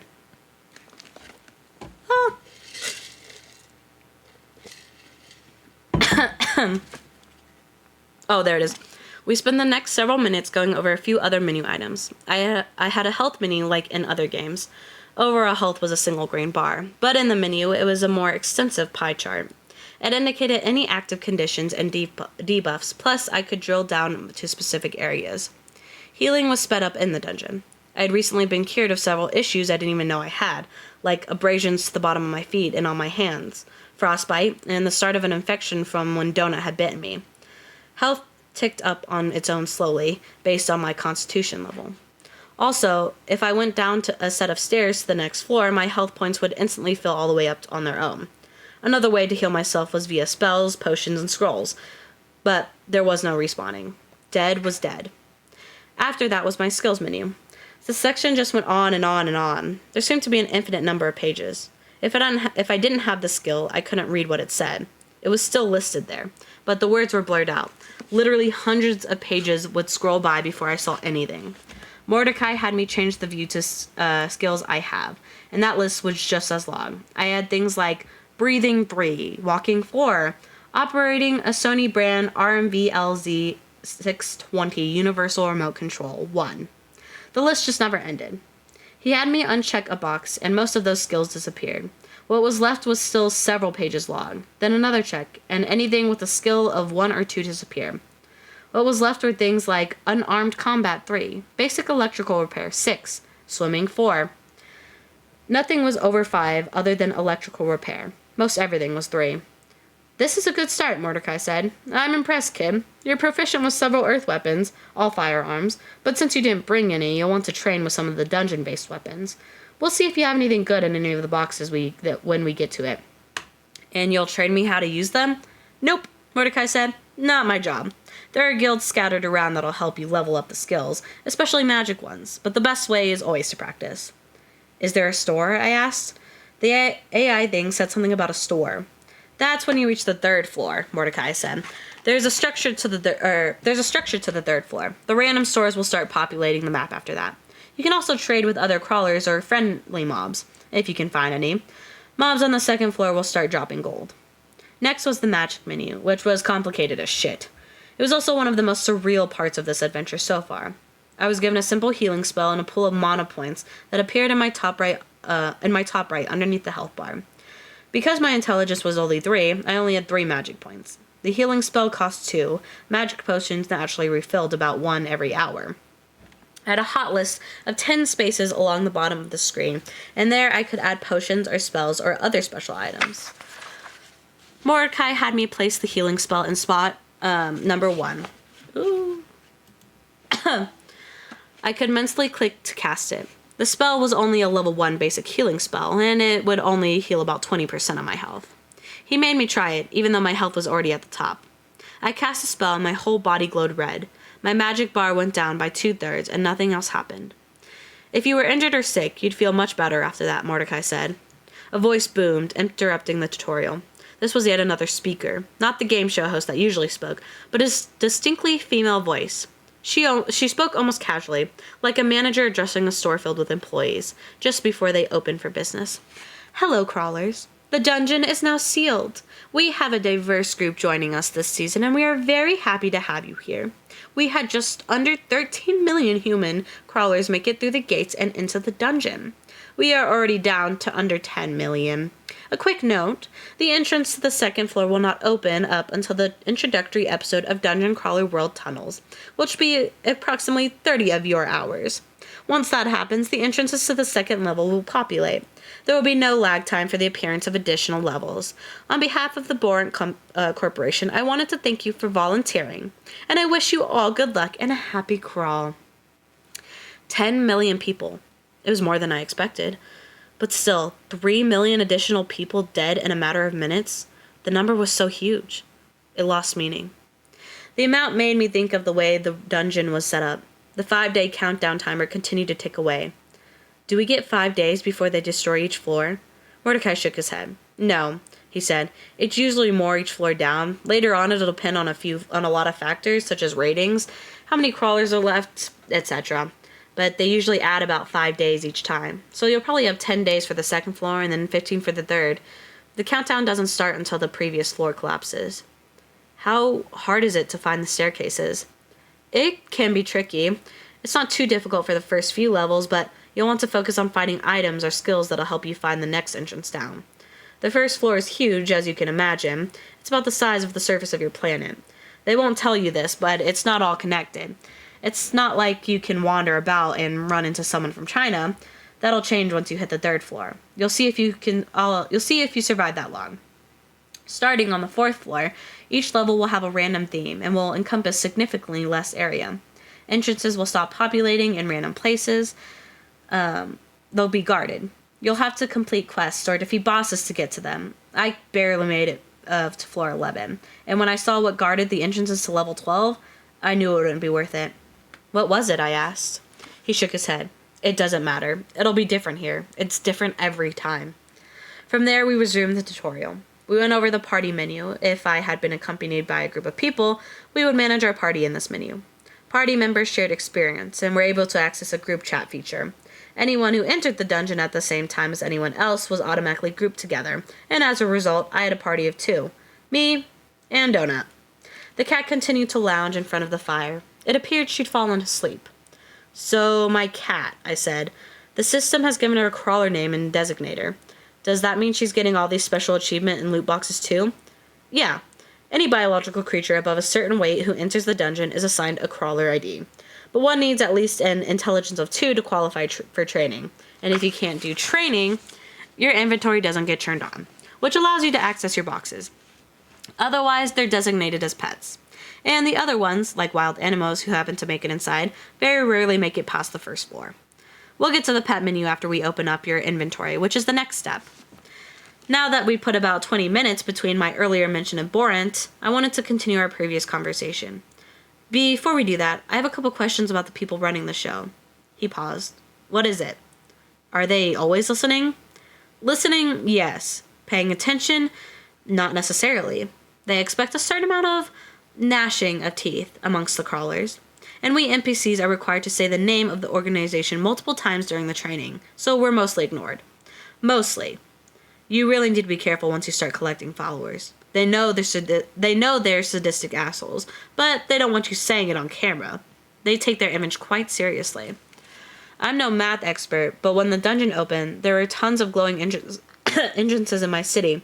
They said there were only 150,000 of them seated around the world. It seemed like too many for my area. They have certain benchmarks they try to reach. The AI closely monitors the launch of the game, but there are loopholes. The entrances are rarely distributed equally.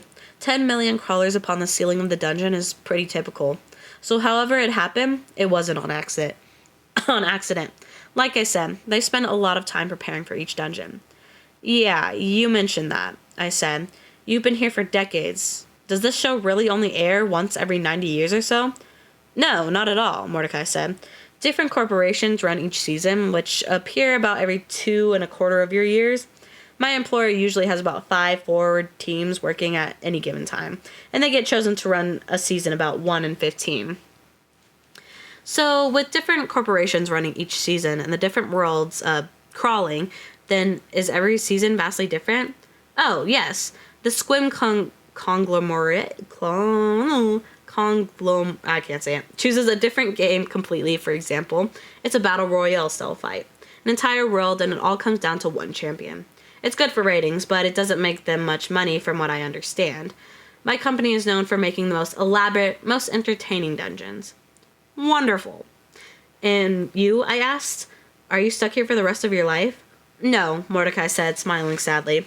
He looked down at the framed picture of the eagle creature I had placed on the floor. This is my last tour. Once this nightmare is over, I become a full citizen. I receive a moderate stipend, and I am free to make my way into the universe. Will you go back to your home planet? No, he said. It's not open to me. What about the people who didn't go into the dungeon on your world? He paused. We really need to get back to the tutorial. Okay, but what if someone won the dungeon, made it past level 18? The message said if that happens, they gain control of the world. Maybe your world is under control of one of your people. The rat creature grunted.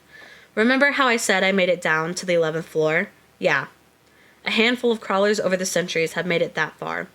One once made it down to 13. One. He died within half an hour of hitting the floor. He was a human, like you, but from another human world. That's the deepest anyone has ever delved, kid. Level 13.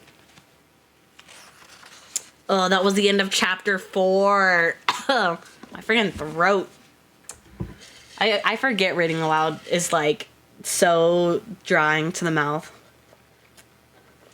And then every time I coughed, I like lost where I was, and I was like, oh, where the fuck am I? But yes, so we got a lot of information thrown in chapter 4. Like a lot of information thrown. But basically, it was just talking about his tutorial, him talking about the world they're in, how the aliens created like this game show. There's different types of game shows, and the world he's in is dungeon crawling, but there's like battle royale ones all across the universe and whatnot. And yeah, we got a little bit of mystery from Mordecai, our shapeshifter, or changeling is what he is. He's a changeling. But yeah, I'm now realizing, I'm like, wow, these are short chapters, but holy shit. So kind of like a simulation for their entertainment. Yeah. So yeah, pretty much. I'm trying to like think of a comparison or like movie. But what would be like a good comparison? But yeah, you're right. So it's like a simulation. So they like destroyed pretty much the whole surface of Earth and created a whole dungeon, like kind of inside of Earth that they're filming. Yeah, like Squid Games. Yes, Lemus, like Squid Games. Perfect representation. And whoever makes it to the 18th floor is the winner, and they can reclaim the world. But Mordecai was like, yeah, there's only been one dude, and he's only made it to level 13, and that's the farthest anyone has ever gone. It's just one single dude who made it to level 13. And there's 18 levels, so he was, what? Quite a few levels away. You could get to level 18. Sure, sure. I'm looking real quick to see how long chapter 5 is. Okay. Your built different? Mm-hmm. We might just get to level or to chapter 6 and then just call it good. Oh shoot, hold on. There we go. You could too. Honestly, if you guys were like part of the same team, you probably could. I would just lay down and die. I'll lay down and die. I'm not built for it. I'm not built for it. Yeah, no, I'd be like, no, I'm good. I'll pass. Thanks though. But yeah, all right, we're gonna go ahead and get into chapter 5. We could go skipping past your body on floor 1. Yeah. You probably would. I probably would even go into the dungeon. I'd just be like, nah, I'll just lay down and like starve to death or something. I don't know, something. Okay, all right, Lemus, thanks. At least Lemus would have my back. He would probably make me be like a slave and do all the work and stuff, or push me to be like the meat shield. But I thank you for trying to drag me along, Lemus, even if it is just to use me as a meat shield. All right, we're gonna go into chapter 5. That way we can at least finish somewhat around the time of the end of the stream. Okay. Nope, I would push you to get tough like Okay, thank you, Lemus. I appreciate it. I've just activated your inventory, Mordecai said, waving a hand. This season, Borant is trying something a little different. Different good or different bad? I asked, pulling up the menu. The only thing listed was a handful of loot boxes with ready to open next to them. Last season, it was a slot-based system. It allowed one to carry multiple items, but it was limited in capacity and had standard weight limits. This season, each caller is given a dimensional inventory and AI cataloging system.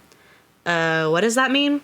It's a good thing. Basically unlimited storage, and if you can physically lift it off the ground by yourself for about 4 seconds, you can put it in your space, no matter how big it is. The only rule is you can't store living creatures. They will immediately die. Also, the storage is time-locked, so food doesn't go bad. That's a big one. We had an issue last season with crawlers starving to death. Watching thousands of lethargic, unmoving players as they waited the timer to run out, yeah, it was no good. So Borant fixed it. Disease and starvation doesn't make for a compelling drama. He produced a single glass bottle. It was small, like a third the size of a Coke bottle. It was red with a cork in it. Pick it up and place it in your inventory. A gift from me to you. I picked it up and examined the item's properties.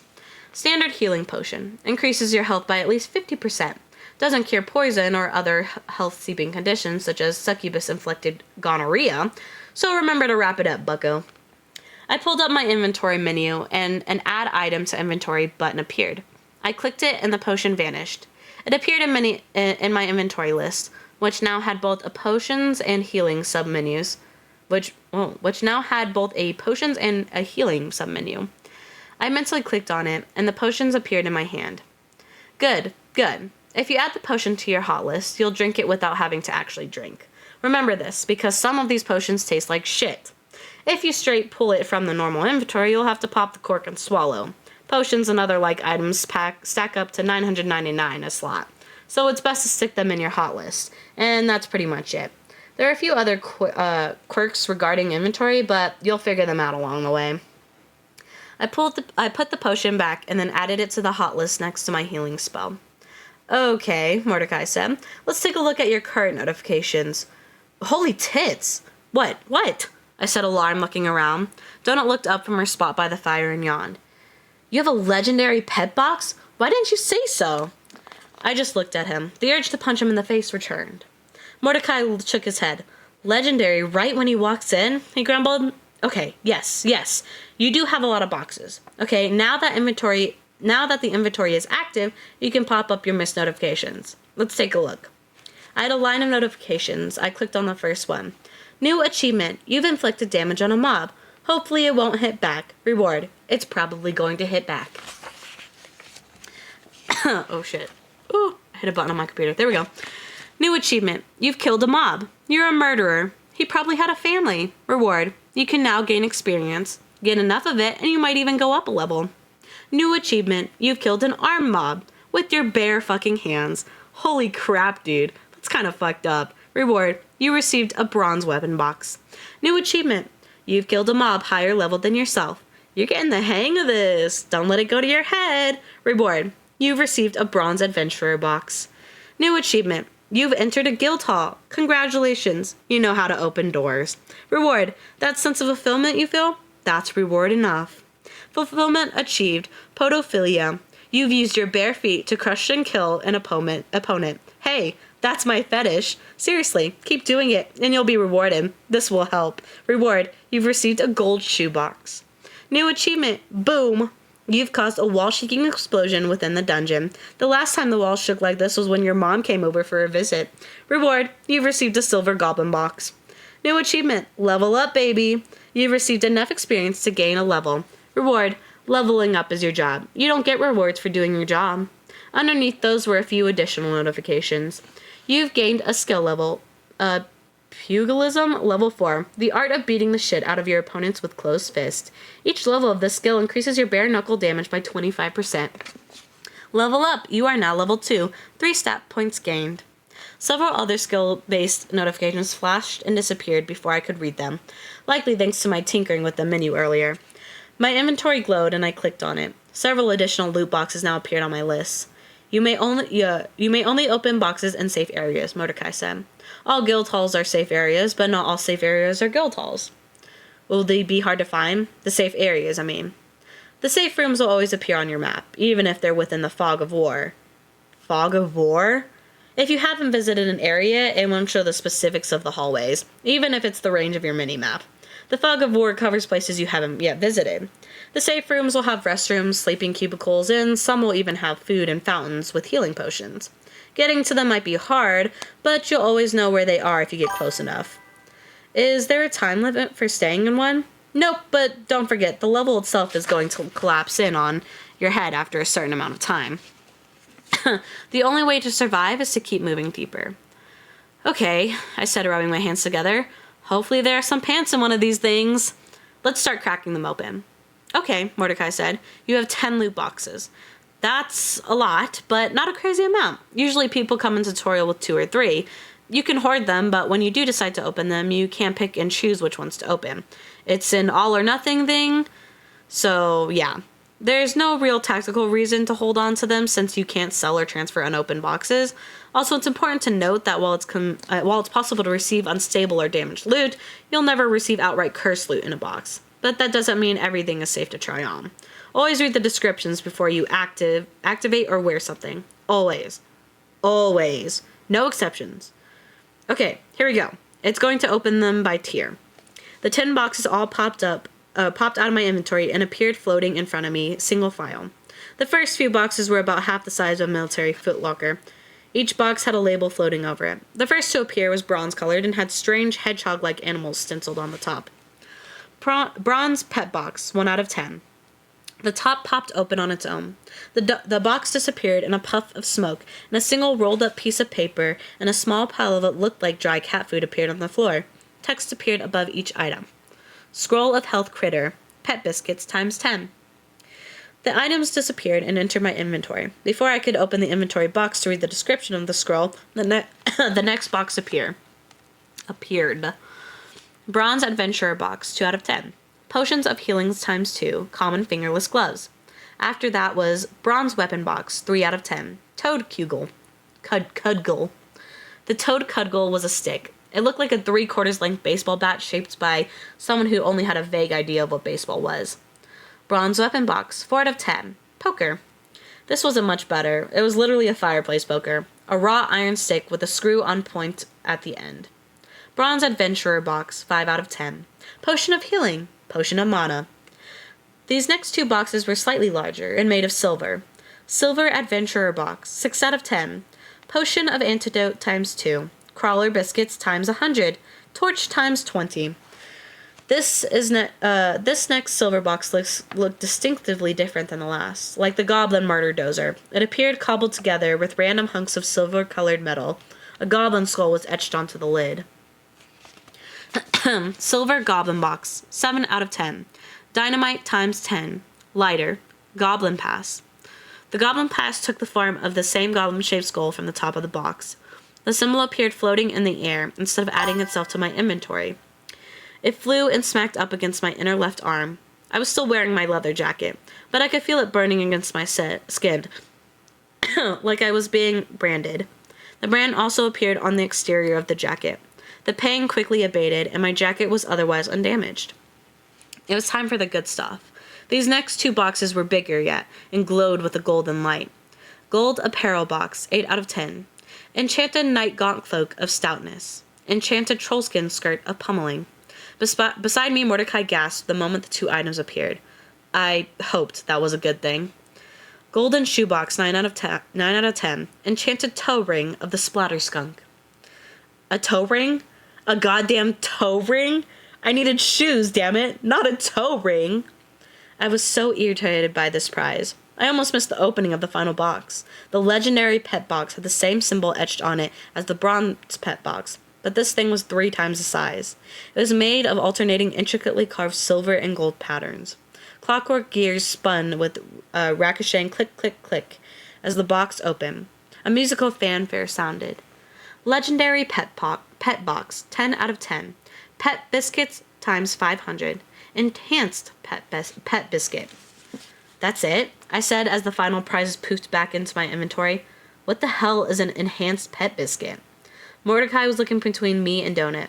Yeah, kid, you'll want to give your cat that biscuit right now while you're still in the guild. What does it do? I asked. I pulled it out of my inventory. It looked like a cat treat. It was small, smaller than my fingernail, brown, hard, and round with a crumbly texture. I doubted I'd be able to get Donut to eat it. While the cat was always stuffing her face with food, Bee insisted on giving her the wet stuff, even though it got all over her face. Donut turned her nose up at most everything else. I examined the treat's attributes. Enhanced pet biscuit. So it looks like a regular pet biscuit. It's not. Feed to your pet at your own risk. What's the worst that can happen? What does it do? I asked a second time. The effects vary, he said. Regular biscuits feed pet-based classes for a full day. The pets find them delicious. They smell them and they'll just gobble them up. So make sure you only pull one out at a time. Enhanced treats have over 100 different possible effects. Half of them are good, the rest are neutral or decidedly bad. But if there's a bad outcome, your pet won't attack you if you feed them the treat while you're in a safe zone. Your pet will be teleported outside to a random place within a square mile of here. If you feed it to her while you're out on the crawl and she transforms into a toothed flesh butcher, you're pretty much fucked. So you should definitely do it now. Either that or save it to sell later. It's worth a couple thousand gold. Shit. I'd been avoiding thinking about this until now, but what could I do? Donut was a damn cat. It wasn't like she was a mastiff or anything. Some sort of pet I could use as protection. Even if I could get her to follow me in the first place, she'd be more liability than anything. I felt an obligation to her. I was all she had left in the world. It wasn't logical, I knew.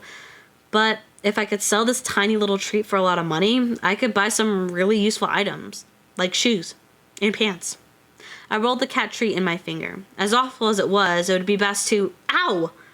I cried as Donut leaped up and ate the treat right from my hand. Splat! The moment the cat hit the ground, she was transformed into a wet mess of flesh. She splattered like a hunk of She splattered like a hunk of hairy jellied water. Donut! I cried. What the hell happened to my cat? Waiting, appeared over the quivering, shaggy mess. Mordecai said, coming forward to poke at the blob with his foot. It wiggled. Transformation. Your creature is being changed somehow. It didn't teleport away, so it's not considered a negative result. Looks like we'll have to wait. I've seen this before a few times. It won't be long. Maybe like 5-10 minutes. And that was the end of chapter 5. That's the end of chapter 5. So we got to open his loot boxes. I love the like AI voice that reads like all of his achievements and shit because it's just hilarious to me. one of my favorites, one of my favorite beings in this book is the AI voice, because it just is so sassy and sarcastic, and I love it. And yes, my toe needs a ring, yeah. But yeah, and then Princess Donut ate the enhancing treat and is now a blob of flesh being transformed. Yeah. Very exciting things. I know I'm about to leave it on a cliffhanger because you don't know what's happening to Princess Donut. I will say I love this book. It does have a little bit of a slow beginning. We had a little bit of action, which I think it's perfect for me because I hate like automatically jumping into like drama and fighting. But I also like that it's not super slow where it has a lot of information, yes, but it throws in like humor and a little bit of fighting in there, so it keeps it pretty interesting in the beginning, and it gets even more interesting the further we go in. So it gets more exciting and stuff. But yes, damn Pocket, you got me hooked, and now you go. Well, hey, listen. In about like 2 days, I'm gonna be reading again because this was a makeup stream because I missed last week's because I was sick. I'm still a little bit. Well, I'm not even sick now. I just am congested and coffee. But I will be reading it again this week on Thursday. On Thursday. So tomorrow it's The Walking Dead. Yeah, boogies. I got boogies. Tomorrow it's The Walking Dead, and then me and Cosmo are playing The Devil and Me again, and then I'm reading again. So I promise we'll get there. And now that I know how fast I actually read aloud, I can make a more accurate assumption of how many chapters we could get through. My new goal is we at least get through 5 chapters each time. But yes, don't leave just... Oh yeah, we'll go raid Cheech-Chim. That's perfect, thank you. We're gonna go raid Cheech-Chim.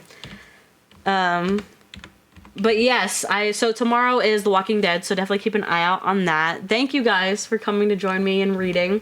I appreciate all the lurks and stuff. But yes, hopefully you guys like this. If not, that's okay. We can always find something else to do. But I personally like the reading time, so I hope you guys liked it. But yes, I will definitely catch you guys in the next one. If not, that's all right. But yes, have a good night, day, whatever. Wait, Walking Dead is the only game to ever make me full on cry. I think I cried a little bit the last time I played it because of Duck and stuff, but yeah. Anyway, have a good night, day, whatever it may be for you travelers. Bye-bye.